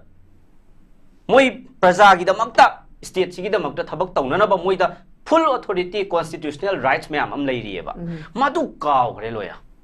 Congress to loi ningai to dan to lei ba Congress na adu towe Congress na adu haidre moi yang khai manga du na di nong ta kai ma haide aduga Congress ki manga se na kai ma haidre kari no ba to ije pura taiwan na re ha ni da kanana lengak pai di kanana power pai di khangdre ba sidai da MLA yang khai mari gi mathak ta tongaga hai humdana don mon hairaga phammaga leiriba misak to masa mathanda ondhajaraga ninghai-jaraga taraga leiriba misak tuna amok 2027 da MLA nifu karaga aikoina majority pai ni nong tawri neba yankhai mari gi mathak tai ondhara iba masa mathanda ondhajara iba aduga kari gino bo moina sumain tawri je adu hairaga Congress na CM silo hai sille PR thamo hai thamme lan loi chalaba hujik hai lan no adu akoina hairiba logic to adu natte leibak se luching ni basi matik chadre matik chaba mana sindo aga miyam gi damakta yai phana ba thabak tawbiyo haibane adu sille na kok tok thok ya bro PR thamo thami kari PR thamo kana moina natro thamali se tawsanaraga khajak madak tawraga constitutional crisis sungai sulai tena constitutional crisis leiba sarga moina PR thamjalaga khadrak madak tawdana praja miyam ji da moina utchai dana tawri se kyam kuire national highway free movement lehen gani habdo ngasi leiri ba ba huje leibra ba home minister BJP na machin thiba se aidi wai ji phajadabra di khangde ko oidaba ngang ba hai tare machin thiba hai di kitang hard oiba male oidaba ngang ba gi chang je moina bu ngasi thamoi sengambada aigi nahaki account su imagi account su loina lupa lak traunga yawram manina BJP na oidaba hek ngangam dabada mipung khuding maki account lupa lak traunga yawram mani ba lak traunga pi gini haidai ne kadai kari no cham machin thiri je chahi khuding ge crore ani thabak pi ni haidai ne kadai no thabak huje kari moine sumai kano tawdana development haira hujik zero ne tawri ji mo lambi thong road disaster yes chatluba lambi khuding mak chida akta puthadana tawriba khotliba mayam jiyang development zero education gi lamda ministry dagi ngarang nan thorakpada mipung khuding mak khabar da ubiramgani manipur gi education system se india da khwai dagi mamai dane hojik lairi je yengo si BJP na tambi ba khudol ne ba se yengo ado ai khoina hajan manate ko Congress ki spokesperson na hai banate moi gi BJP gi union ministry education na thadorak ba cherol ne yengo ba si je adagi yengo hujik kaidawre inflation rate manipur na kwai dani highest ne yengo pochai tang dana khotana tawri myam je asigumba emphasis pigadaba priority pigadaba focus tawgadaba mai onjan gadaba area da onjandraga moina thokmok ka tukaran ngang le je kari gino ba si kari no myam da bluff tawgano haibane Congress party na if at some point somewhere if we do commit mistake correct us enlighten us akoi accept tawgani akoi ya soiba in case leiram bataragadi adu blame tawrkano haiba power si moina neba pairi se moi correction se moina tawgadam neba Congress na si soiram bane praja miyam ai khoi na si sumthoga si tawri si changes pura isi urabra haidana thabak proof ka kona piyo ba kaidobai no tawdri do sugnu kendra gi honorable MLA na ngasi gi program da sugnu da aki kaino community hall akoi kano tawbada sangabada miyam da praja da khusinabada ngasi kari haige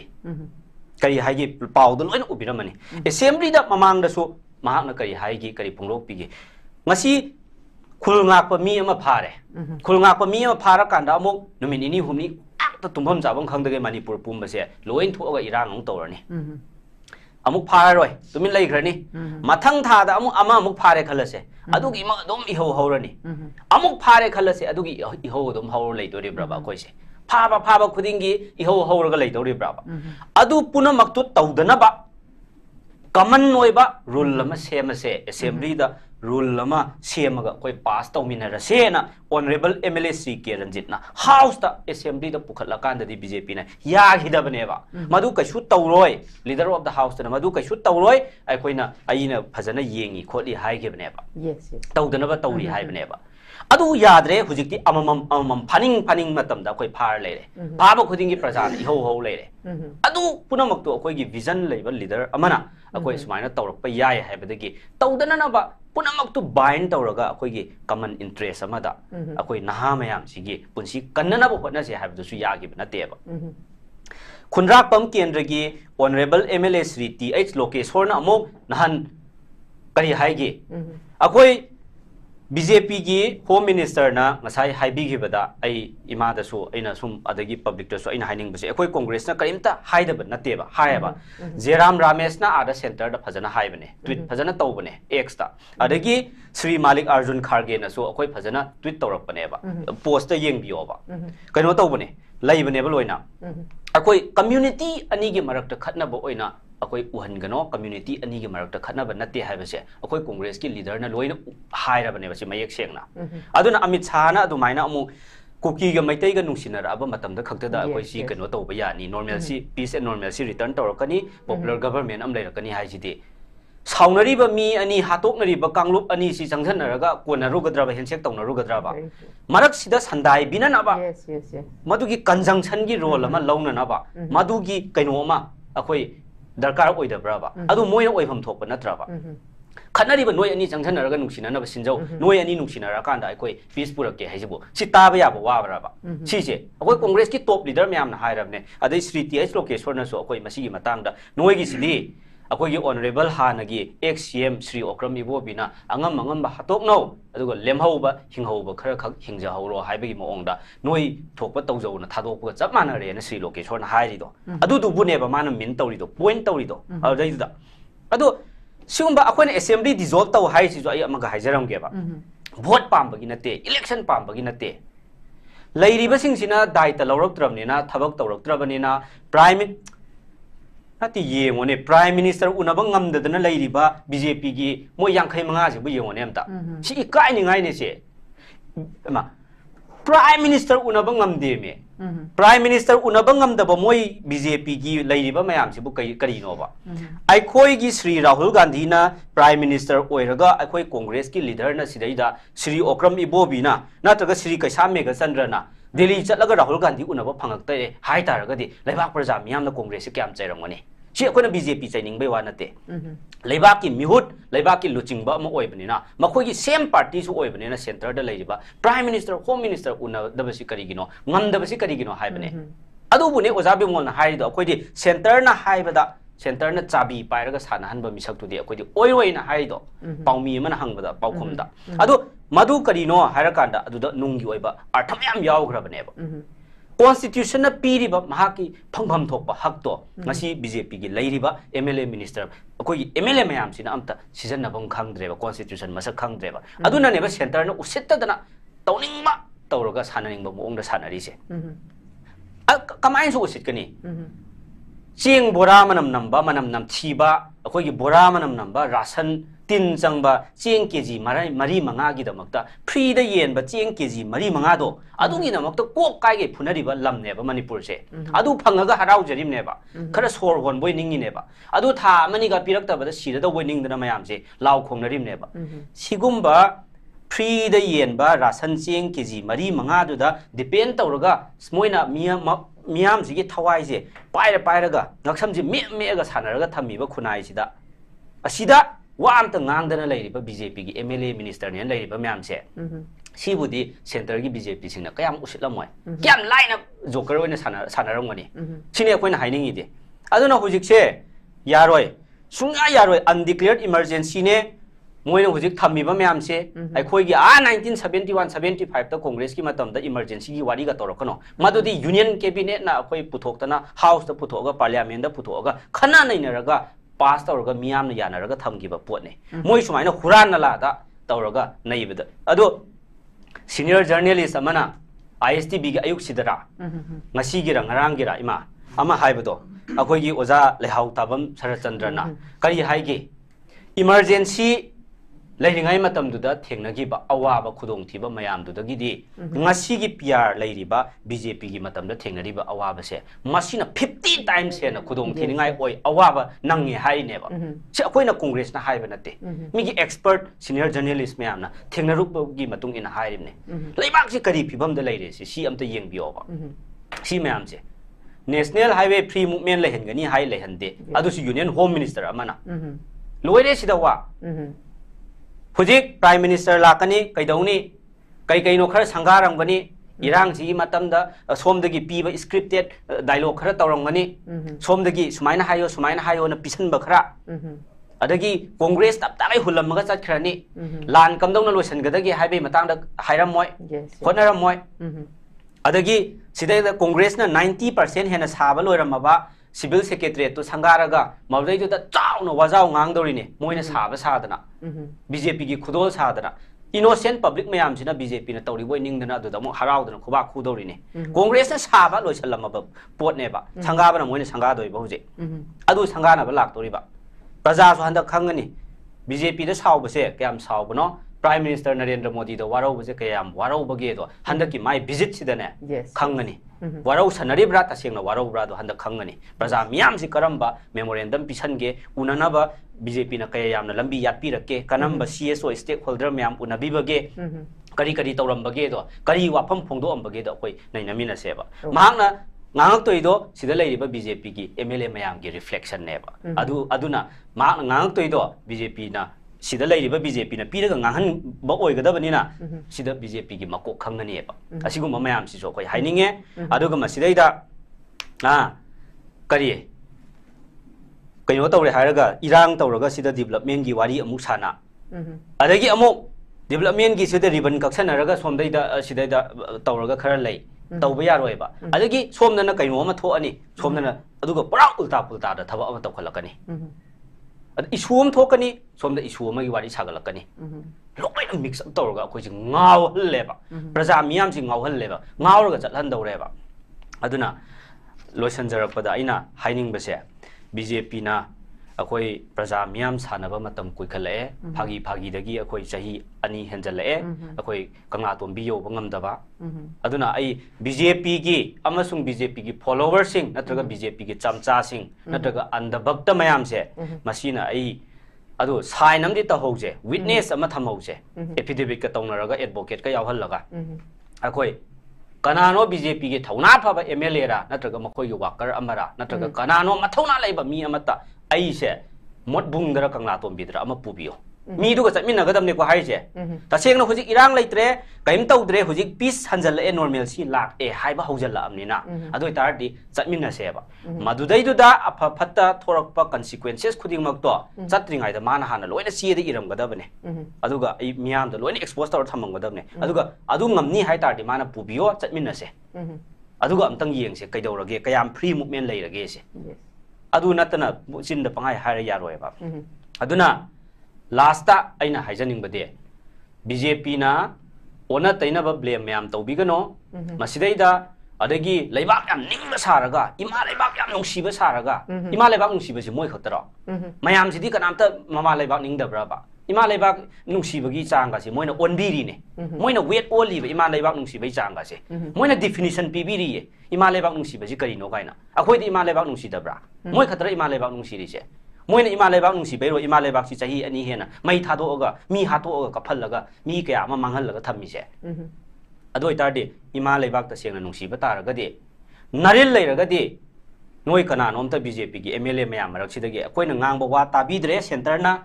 adagi sida sarkar semjagi haisu yadre akoina tawningba so akoi tawbangamdre pangan thoktre akoi tawbam khangdre aduna yam pendre haidna amtang resign tawro kana kana no ngambagai do amta resign tawro resign su tawde tuminna laisalle adagi MLA su sum oil lei aduga sum karino su khangda amang bi sana badawna tandan no kupet kapet ngalamani adai ngak thora amani sahi ani hum mangrani tha ani hum lot khrani amuk thora ani kaino ma kak tauna amuk mingon da kai hora mani amuk changsan grani ade amuk thora ani kaino ba si je ai sumain thamjage okay thank you very much yam haidi marik chumba warol kaya am thambiri lushila padai oza suta da lakjege oza suta hajik koi president rule si august tha taruk pra phadoini akoi assembly si dissolve to banate suspended animation dane lai si dumakpu lairi basida khoigi august bo ki manung da leng amuk semhaudragadi koi tha taruk amu extend torokpagi lairi adumakpu makhoigi lairi base majority oire khoi minipu mari leijare koi lengak se semjarage budi hairi masida mu union home minister na reconcile tawdragadi reconciliation gi room sidi itha thajade usasuda ꯑꯗꯨꯃꯛꯄꯨ ꯃꯤꯌꯥꯝꯅ ꯍꯥꯏꯅꯕꯗ ꯍꯥꯏꯗꯤ ꯍꯥꯏꯔꯤꯕ ꯀꯨꯀꯤꯒꯤ ꯃꯈꯣꯏ ꯇꯔꯥꯁꯤ ꯌꯥꯎꯗꯕꯅ ꯃꯔꯝ ꯑꯣꯏꯔꯀꯥꯟꯗ ꯑꯩꯈꯣꯏꯒꯤ ꯑꯅꯧꯕ ꯁꯔꯀꯥꯔ ꯑꯃ ꯁꯦꯝꯕ ꯉꯝꯗꯕꯅꯤ ꯍꯥꯏꯕ ꯋꯥꯍꯪꯁꯤꯁꯨ ꯃꯤꯌꯥꯝꯅ ꯌꯥꯝ ꯍꯪꯅꯔꯤ ꯁꯤꯒꯤ ꯃꯇꯥꯡꯗꯗꯤ ꯍꯥꯏꯗꯤ ꯃꯈꯣꯏ ꯌꯥꯎꯗꯅ ꯂꯩꯉꯥꯛ ꯑꯃ ꯁꯦꯝꯗꯕ ꯍꯥꯏꯁꯦ ꯃꯈꯣꯏ ꯌꯥꯎꯗꯅ ꯁꯦꯝꯒꯁꯨ ꯑꯃꯨꯛ ꯕꯥꯏꯐꯔꯀꯦꯠ ꯇꯧꯕꯒꯗꯤ ꯑꯃꯨꯛ ꯆꯞ ꯃꯥꯟꯅꯒꯗꯧꯔꯤꯕꯅꯦꯕ ꯑꯗꯨ ꯁꯤ ꯃꯌꯥꯝꯅ ꯋꯥꯍꯪ ꯍꯪꯉꯤꯕꯀꯣ ꯑꯣꯖꯥ ꯁꯨꯇꯥꯒꯤ ꯃꯣꯠꯁꯦ ꯀꯃꯥꯏꯅ ꯊꯝꯕꯤꯅꯤꯡꯉꯤ ꯁꯤ ꯃꯇꯥꯡꯗ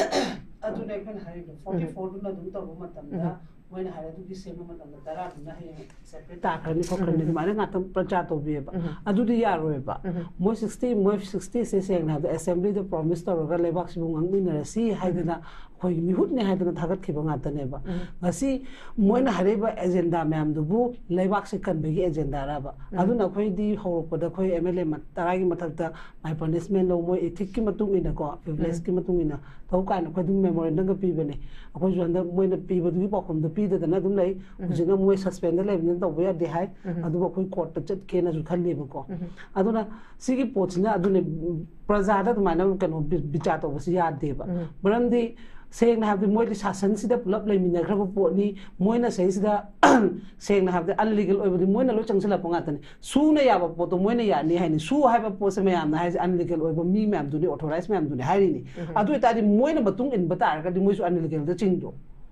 aduna moigi tonga ba punishment moi yaude haidana sarkar sembe yaro habdi habi yaro ba oi moi party gi oina tongna bagi khotpa gi dikhangde ko aduga state ta di moi su yang yauna moi 44 se leibani na adum akhoi gi state ki subject ni sarkar semba habse ko aduna sem ge de dum yae ba moi gi di haing adugi respond do khoina dum khommal ba tawdan ain haidu mami da ngang na bai wa ne ba khong amta hangna thangjan se ba governor du da changa ga che do hana bisalu so ba akhoi 44 leire leader sini haibe gi moi gi power do fudo zo ba MLA tara do moi ki kanu ki tara se dom base to kanu ba adu ki na tongan ba action mai julai jerim ne ba moi na kai re se method te gi haurak po tu na me 13 deong ani moi na separate na haraga en legal ma tawraga la ini moi matung illa la ini moi gi di amna moi ki ethics loi kai na chala ba ngata ni madu matak te action lobi yo habju log da na assembly se pra kanu oi lai re se community hall gi type ta mayang gi pombam kopam ka anta lebak se mai ho bu si gi function to bangam da na lai rim ne khoi di na da tolo khara phangaga pension khara chana raga khoi gi kanu me kan MLA ka da basing du su moi pension adum phangi ni aina haise ko moi mam di nungai lai re ba praja mam si chubba economy su kam lai tra ba khoi mam moi si piri ni tolo aduna moi gi wad di blame gi wani lema aina haise to da to bi o ba ai punang da ngang badune ba khoina taning dre haise akhoina wakhal da dum sagalaga leibe gi type ma tawri ba moi amtang changjalo ne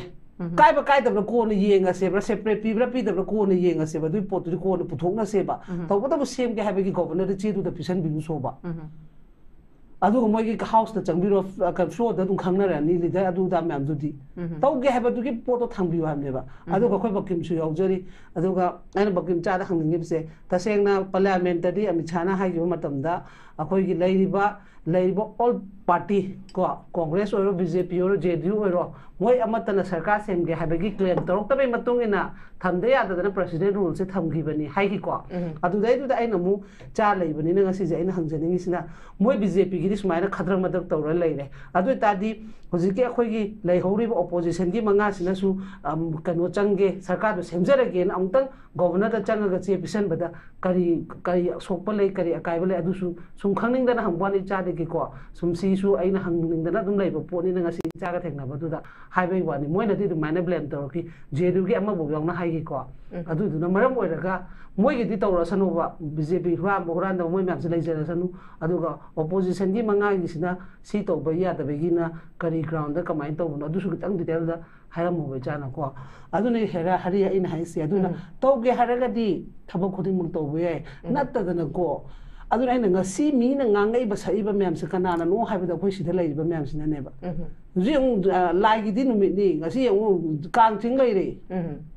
yam ngai kha ni mai kai mari chat ke ra chalo ra ai kendra to lo green hari ai kenom da ga haram ge kendra su bok ta ne tang khai khai dok poni moina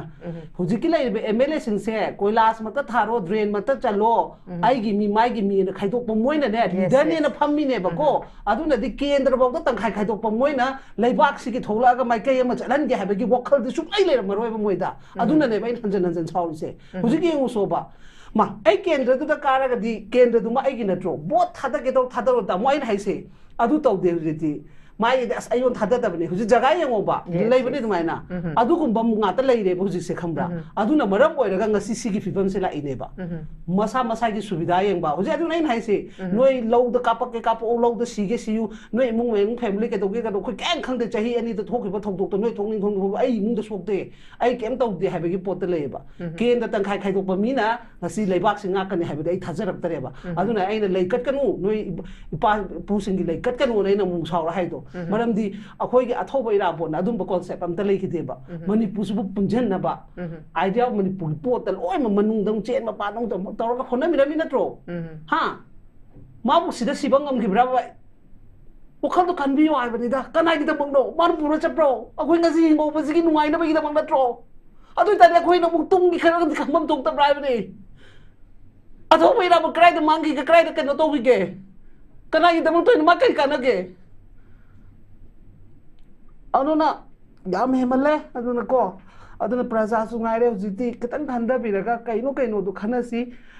नतदना सिगी हुम्मो हुम्मो चपसे सुम चलगदि अखोई तुंगदि चाइसु the करि गुम्बी एमता थममंग मोय इमाई bell न Cheng तांग हप मतम the British Mayong नदना तौबिबा वारी ददि लोय म हाइरगा गसी अखोइना तौगदबा थौदांग दना अखोई फिरेप करिनो हाइबा खंजबा ngam si am laibak thibane khoi gi ko aduna aidi khoina ngasi di 13 august na leikatni ba padu gi da mutta ado mai gi punsi kamaina taugi ge kairai gi da mangda taugi bano haibado adu gi history du ne ba tamu darka oi di natro nata dana thobani hara leikat padu nate ba mana logi ba firep tu ko khoina ngasi to holi ba firep siga kam difference lai ge habdo khanbi o haibani dai na haibati adu da yamna su ai haibagi kanu su leitre hare aduna ai gi bu praja miyam da chahi ani makhai to basida khoina loi ma khange ado chumsanaraga kaino haiba ma adoga khoi fruit tagi wa natabada ato ato balemina khoi di sengna hawda mini india ni ka haibuni manipur di ko aduna yamna nusina na level mathau dai ado hojiki sengna hawda center gi di agi wad di nahan gi ma last 21 da bi gi badu de gi hena moi da mai onjan ba mathau ta de sini khoi lei ga chakka da su kai haiba khoi se so ga tawgari mam se adu so pu de khoi sida leiba suspend de leiba mla mam sida ko moi de pressure piraga leiba se so mam siga leiba praja mam siga tamo punno ina khanmin naraga decision da koina lepaga center da pi hibane kwade best way ni natraga di sum nomo nomi gi habam khamre okay thank you very much bamkin hauzik ojasu tan wahang amaka thamgibado bamkin clarification tentak na pibi hoi koina kaino se mamangi assembly session phamgani na tawrambada BJP na kibadagi change giba session nama laidana akoi gi duga constitutional crisis laitana ma toksanaraga lei ba malhan giba assembly session do adugi assembly session do da congress na akoi gi honorable president Sri Kaisam Megachandra na no confidence motion thangalak pa yai haina khap hairu badagi ardagi ki dana assembly phamgi dream ne ba moi chop tore nang dana moi keno tor roi khang sarkar paina aduna haujik si amuk ngarang nahan akoi honorable congress president Sri Kaisam Megachandra na press meet ta akoi hai gre myam na loin khangbiramani press election to hai si ai imagi duga mari leina doine press election to hai si karigino haiba matam da election pam bagi sunate akoi adumaina power da yam hungry oiru bagi sunate solution si yam thu na kaino torok na bagi da maktane solution se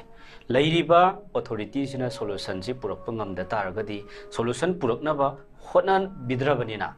akoi kanano solution purak pangam gada ba anoba mihut ama khanbana khwaidagi best option oini haibadu ne ba akoi Sri Kaisam Megachandra na phongdok pi se masidai da press election tawse hai si karigino lan loisan bangam doi si kanano kana natabano mathangi du da power pairak pa mi du na loina ngam doi ne ba loina ngam doi ne means miyam na yeng bada kanana tawbangam me kanana tawbangam de da loin thu ani ba ngam me let them continue ngamdre amuk sinsano sumaina kaidna keno adum tawjarakada potne ba public mandate hai siam luiba public ki iho hai base public ki sentiment hai base aduna ai khoi gi party gi side gi aina as far my knowledge is concerned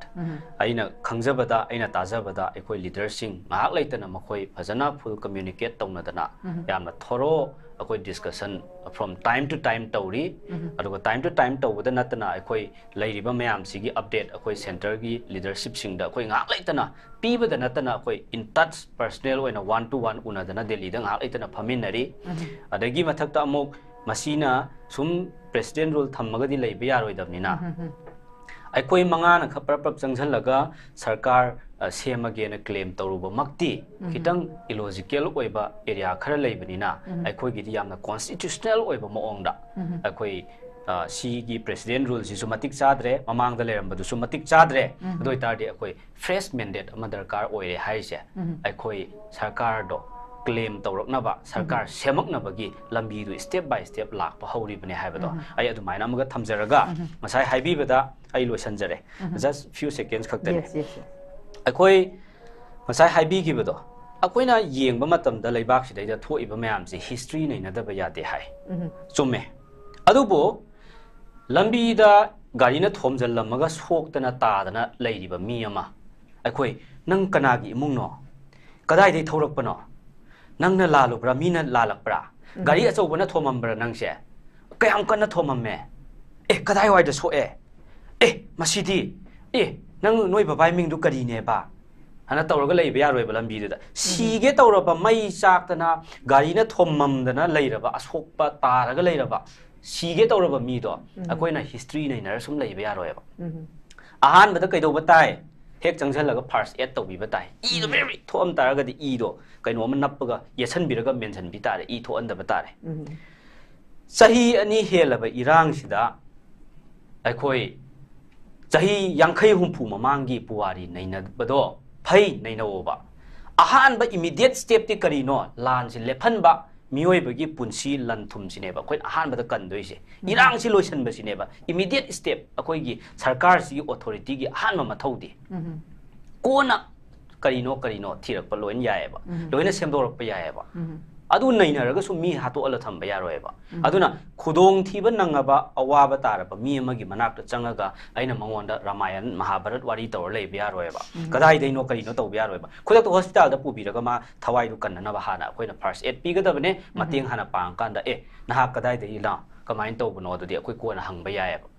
अदुनानेबा अखोइना सुमाइना casualty emergency गाइना ward खाइदोक्तना तोंगान लेरि म्यामसे hospital दा example पिजरकांदा अदो अहानबा पुरकपा मीदु emergency दा पुसंदना खोतना ngakतंग तौरगा कोना कैनो तौइदो तुमाइना अखोइ हाना सिदैदा हिस्ट्री लौदना कैनो तौदना लेबा यारोयबा अदुना आइना टेंशन जबदा अहानबा मांगदा तारिबा प्रॉब्लम मयामसे सॉल्यूशन पुरकनबा होटनबियो इमीडिएट स्टेप न करिनो खितंग नेक्स्ट स्टेप ता तौबा याबना करिनो हाइबसे कोइ systematically sequence naina ako yam vision level leader amadona ekoi lebak ki leiriba elected representative mayam se irrespective of the party punamuk thabak tobiraga praja miyam gi awaba se ko anbio haibase ai sumain thamjage okay thank you okay aja tamja thambiu tentak na thambiu manipur gi irani matang de immediate step se logre khulna bu sing mayam gi dum ta chongthok pirakpa rambai tengo loi mayam tawna ngakre कनगदब कनग्रे government जोंदोपेरक्तबदगी हौजी खनब हानबसी खरम कैदे लेपे हाबे यारे तंपाक्तगी मखोना लोखनिंगबा खुलाय लोखत लोइग्रे सिंग द फ्री द पीरे सी यौरप मतमददी हिस्ट्री लोब तायबा मरम दे कनो से मोय लोइसलकदौरे लोइसलप मतमदा मोय सु सांगदोपगी वाफम यावरे अखोना ngang के अमदा तादे कुकी सिंगजिदा कोई पॉलिटिकल सेटलमेंट तौगदबने हाइना लाउबा पॉलिटिकल पार्टी ना मसिंग यामजले अदना हिस्ट्री ने निंद्री से करिगी नो हाइबा मतम खंगा आनी हाइबने ए तंगता बयम खंगा तारे उत लोइसलोरसी लोइना हाइदो नरप तारे हाइबनेबा मसी हौजी पिक्रबा पुंखाय मुक्सी कोई मसिन नैनबा लोइबे यारोय याम सांगबा पोने अदना हौजी मोइना लान तारप मतम कराई चटपीरुगे कनाना कनगीगेबा मिटेगे युम मयामदो कोना थोलागा हौजिक्तबो फाबो पुनबा तौ मोइना जिलम हेनबा याब्रा मैन कुदान तान फाबीबी वाने ꯀꯔꯥꯏꯗ ꯆꯠꯂꯨꯒꯦ ꯀꯅꯥꯅ ꯊꯣꯛꯂꯒ ꯀꯟꯒꯦꯕ ꯃꯅꯤꯄꯨꯔꯁꯦ ꯍꯧꯖꯤꯛꯇ ꯏꯔꯥꯡ ꯊꯣꯛꯄꯗꯧꯅ ꯉꯥꯡꯅꯔꯛꯏꯁꯦ ꯑꯗꯨꯅꯅꯦ ꯉꯁꯥꯏ ꯍꯥꯏꯗꯣ ꯑꯩꯈꯣꯏ ꯃꯅꯤꯄꯨꯔꯒꯤ ꯄ꯭ꯔꯖꯥꯁꯤꯡꯁꯦ ꯂꯥꯏꯕꯛ ꯌꯥꯝꯅ ꯊꯤ ꯃꯣꯏꯒꯤꯗꯃꯛꯇ ꯉꯥꯡꯕꯤꯅꯕ ꯃꯤ ꯂꯩꯇꯦ ꯑꯩꯈꯣꯏꯒꯤ ꯑꯣꯏꯕ ꯀꯣ ꯑꯩꯈꯣꯏꯒꯤ ꯏꯁꯥꯒꯤ ꯑꯣꯏꯖꯕ ꯀꯥꯡꯕꯨ ꯑꯃ ꯊꯣꯛꯂꯛꯇ꯭ꯔꯤ ꯐꯥꯎꯕꯗꯤ ꯀꯣ ꯃꯤ ꯃꯄꯥꯟꯗꯒꯤ ꯈꯣꯝꯃꯨꯕ ꯈꯣꯝꯃꯨꯕ ꯃꯄꯥꯟꯒꯤ ꯃꯤꯁꯤꯡꯁꯤꯅ ꯍꯦꯟꯅ ꯐꯒꯅꯤ ꯍꯥꯏꯕ ꯃꯄꯥꯟꯒꯤ ꯄꯥꯔꯇꯤꯁꯤꯡꯁꯦ ꯑꯩꯈꯣꯏ ꯃꯅꯤꯄꯨꯔꯒꯤꯗꯃꯛꯇ ꯇꯧꯕꯤꯔꯛꯀꯅꯤꯅ ꯍꯥꯏꯕꯁꯦ ꯃꯁꯤꯗ ꯀꯨꯏꯅ ꯊꯥꯖꯔꯒꯗꯤ ꯑꯩꯈꯣꯏ ꯄꯨꯊꯕ ꯁꯨꯝ ꯍꯦꯜꯂꯛꯀꯅꯤ ꯑꯩꯈꯣꯏ ꯁꯤꯕ ꯍꯦꯜꯂꯛꯀꯅꯤ ꯑꯗꯨꯅ ꯑꯩꯈꯣꯏꯅ ꯈ꯭ꯋꯥꯏꯗꯒꯤ ꯗꯔꯀꯥꯔ ꯂꯩꯕꯗꯤ ꯀꯔꯤꯅꯣ ꯑꯩꯈꯣꯏꯒꯤ ꯈ꯭ꯋꯥꯏꯗꯒꯤ ꯃꯊꯧ ꯇꯥꯔꯤꯁꯤ ꯀꯔꯤꯅꯣ ꯍꯥꯏꯕ ꯃꯇꯝꯗ ꯑꯩꯈꯣꯏ ꯂꯣꯀꯦꯜ ꯑꯣꯏꯕ ꯑꯩꯈꯣꯏꯒꯤ ꯀꯣ ꯁꯤ ꯔꯤꯖꯅꯦꯜꯒꯤ ꯑꯣꯏꯕ ꯑꯩꯈꯣꯏꯒꯤ ꯄꯥꯔꯇꯤ ꯑꯃ ꯀꯣ ꯑꯩꯈꯣꯏꯒꯤ ꯆꯤꯡ ꯇꯝꯒꯤ ꯑꯄꯨꯟꯕ ꯄꯥꯔꯇꯤ ꯑꯃ ꯌꯥꯝ ꯊꯨꯅ ꯁꯦꯝꯒꯠꯄꯒꯤ ꯃꯊꯧ ꯇꯥꯏ ꯑꯗꯨ ꯅꯠꯇ꯭ꯔꯒꯗꯤ ꯃꯈꯣꯏꯅ ꯑꯩꯈꯣꯏꯒꯤ ꯃꯔꯛꯇ ꯌꯣꯡꯅ ꯇꯟ ꯌꯦꯟꯕꯗꯧꯅ ꯌꯦꯜꯂꯒ ꯂꯣꯏꯅꯃꯛ ꯑꯃꯁꯨ ꯂꯣꯏꯁꯤꯟꯕ ꯍꯥꯏꯕꯁꯦ ꯃꯁꯤ ꯃꯈꯣꯏꯒꯤ ꯄ꯭ꯂꯥꯟꯅꯦ ꯍꯥꯏꯕꯁꯦ ꯑꯩ ꯍꯧꯖꯤꯛꯀꯤ ꯇꯧꯔꯛꯏꯕ ꯂꯥꯛꯏꯕ ꯈꯨꯗꯝꯁꯤꯅꯗꯤ ꯑꯩꯗꯤ ꯃꯁꯤ ꯈꯨꯗꯝꯃꯛꯁꯤꯅꯗꯤ ꯁꯤ ꯈꯨꯗꯝꯅꯦꯅ ꯑꯩ ꯍꯥꯏꯖꯒꯦ ꯑꯗꯨꯒ ꯇꯁꯦꯡꯅ ꯍꯥꯏꯇꯥꯔꯒꯗꯤ ꯍꯧꯖꯤꯛꯇꯤ ꯀꯦꯖꯨꯋꯦꯂꯤꯇꯤꯒꯤ ꯃꯇꯝ ꯍꯦꯟꯈ꯭ꯔꯦ ꯍꯧꯖꯤꯛꯇꯤ ꯂꯥꯌꯦꯡꯕ ꯍꯧꯔꯛꯑꯕꯅꯤ ꯂꯣꯏꯁꯤꯜꯂꯛꯀꯗꯧꯔꯕꯅꯤ ꯄ꯭ꯔꯥꯏꯝ ꯃꯤꯅꯤꯁꯇꯔ ꯂꯥꯛꯀꯅꯤ ꯍꯥꯏꯕꯗꯨꯗ ꯒꯤꯠ ꯂꯥꯎꯅ ꯅꯝꯃꯒ ꯂꯣꯏꯁꯤꯜꯂꯝꯕꯁꯨ ꯌꯥꯔꯦ ꯄꯣꯠꯅꯤ ꯑꯩꯈꯣꯏ ꯆꯦꯛꯁꯤꯜꯍꯧꯗ꯭ꯔꯒꯗꯤ ꯒꯤꯠ ꯂꯥꯎꯅ ꯁꯤ ꯑꯃ ꯈꯪꯗꯦ ꯁꯤ ꯂꯩꯔꯦ ꯁꯤ ꯅꯣꯏꯒꯤ ꯄꯣꯠꯈꯔ ꯄꯤꯔꯝꯃꯦ ꯁꯤ ꯄꯣꯠ खर पीरमे नई हंजनबा हंजनदब अखोय खंगदे नि गिलाउना थमंबा यारेबा हजि नै तंबाक नई थोनबा लेरो चिंगजु मोइना तांथोइजे दुम तांथोगा दुम लेरो मुरिसु चंगलुनु चो चांपुरसु चंगलुनु नै मयाइसिदे को अखोयगी को लोकताक मयाइसे नो अखोय दुम पुन्ना लेरो हाइना नमजललंबा यारेबा पोनेबा अदु मसिनेबा अखोयना ngangbiju ama haije अखोयदि अदुदा लेरिजे पोलि भोट सुका का द सीएसओ मैम चोंथोगा लाउरी हाबा असिदि लाउ यारगा अखोय मसिंग यामी यामदेना नो इजन्नबि पोचे मसि तोपिरो अखोयसी प्रजासे अखोय सत्रंगी पो ओंथोपिरनु सी खतने अखोयना हाइजनिंगदे अदु तसेंग हाइतागदि मणिपुर प्रजासे ख्वाइदगी लाइबक थिबा प्रजा अमने हाइबसे हौजिकि स्टेजसिदा हौजिकि मतमसिगी मणिपुर की प्रजासे हौजिक ख्वाइदगी लाइबक थिबा प्रजाने हाइबसे आई मसी तम हाइजगी okay thank you very much okay यार नते सुम मखा अवाय कुम तौना बै नते बा आइना खितंग कन तौनिंग बा अमखक याव बैने याम तेन हाइगे यानी कनो अखोय सिदैदा सुम ngangnaradi history thinaradi loina thora ani aduna kibadagi phaktu aningdaba manbagi moongda haibase masisu laibak thibane aduna kaidongweda su history lot pe yaroi khumjan ba yaroi khoi ising oina leigani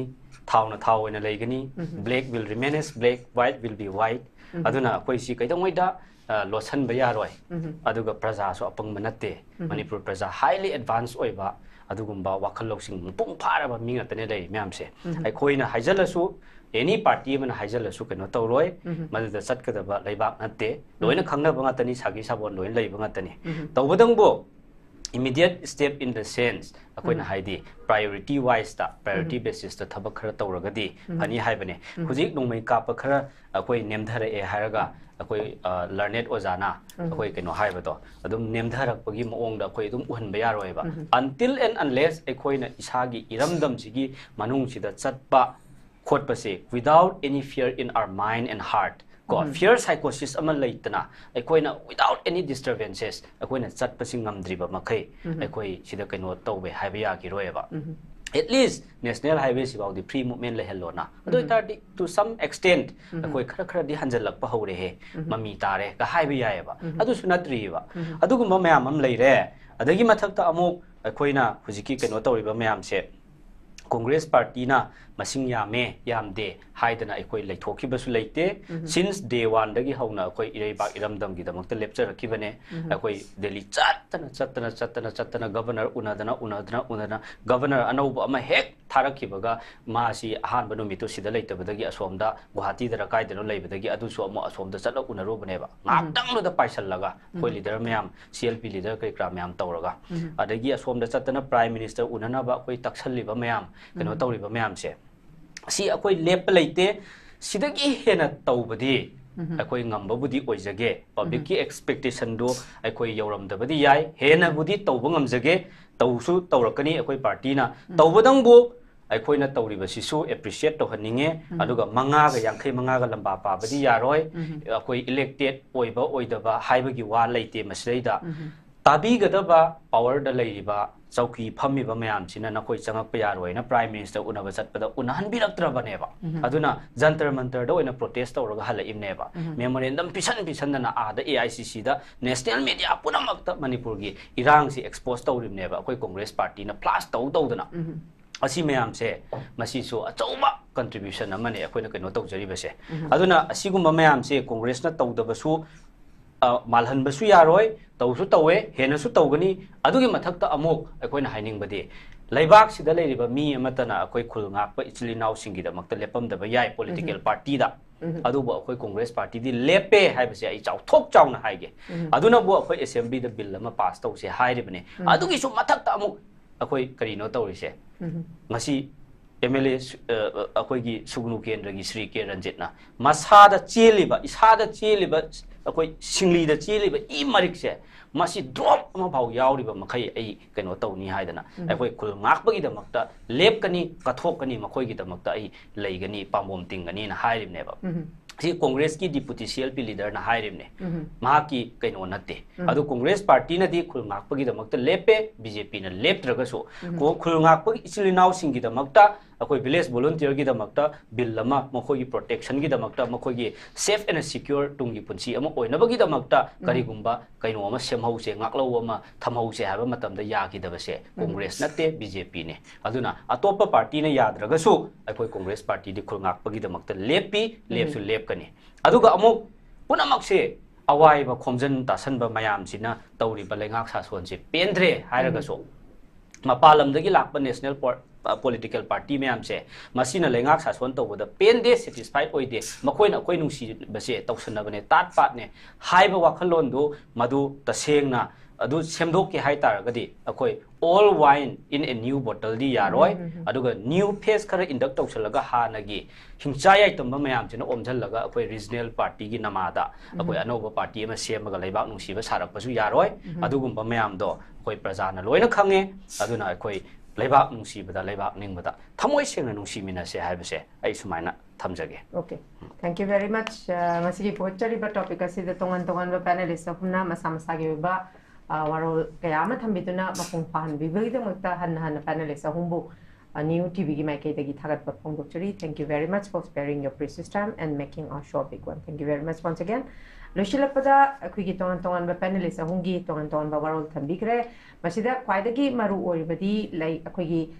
लेंगाक अमा लैबा मतमदा अखुगी रूलिंग अमदी ऑपोजिशन हाइबसी दुमक लैबा हाइबसी महौसानी अखुगी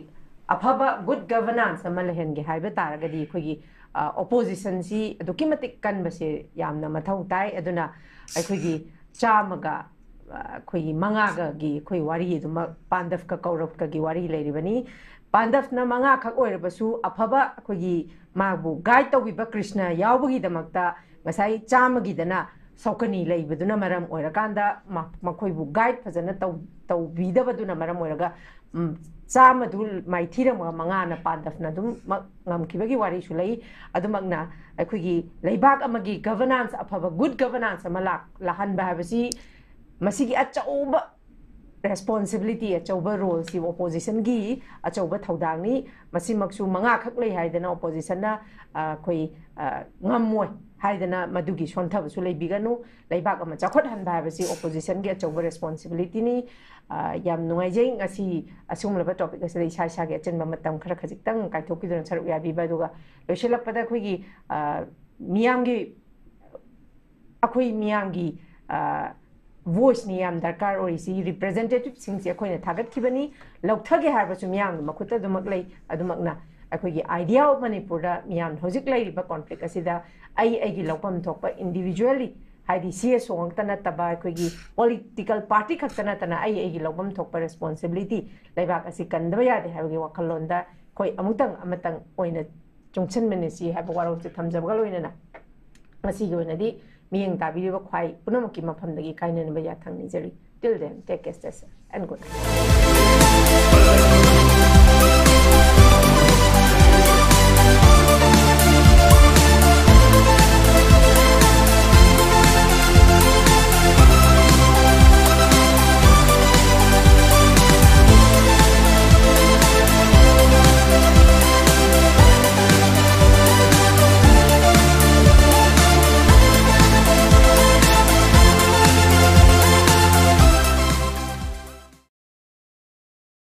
हक्चांग फन थमगे हायरबदी इरमदा मसिमक्तदा लैबा ख्वाइदगी फरबा hospital सिंगी मनुंगदा अमा ओइरिबा बबिना हॉस्पिटल लेजरी मफम असिदा थाजबा यारबा अमदी सेल यामना चंगदना स्पेशलिटी कुन हेनबदा अना लायेंगबगी खुदोंग चाबा पिजरी पेडियाट्रिक्स कार्डियोलॉजी कॉस्मेटिक सर्जरी अमदी स्पेशलिटी मखल मखा कयादा अखोइगी स्पेशलिस्ट सिंगना मरिक चुमना थवाई हक्चांग याउना लायेंगजरी अदुना स्टेट वांगमदा अमु करिगी चटलुगनी अखोइगी मणिपुरदसु होगिक्ति अवांग बथाकी हेल्थ केयर फंगलबदा मतम मांगन बिरगनु सेल हेन तिंगन बिरगनु अखोइगी स्पेशलिस्ट सिंगदगी मालेमगी अफब थाकी लायेंग पताप युमफम ओइबा सर्विस लोबियु Babina hospital where hope meets compassion अकुप मरोल की दमक Babina hospital Sajiwa jail road खाबई सोई इम्फाल ईस्ट लेंगसिन बिरउ नत्रगा अखोइगी फोन नंबर 6909 390666 ता कॉल तौबिरउ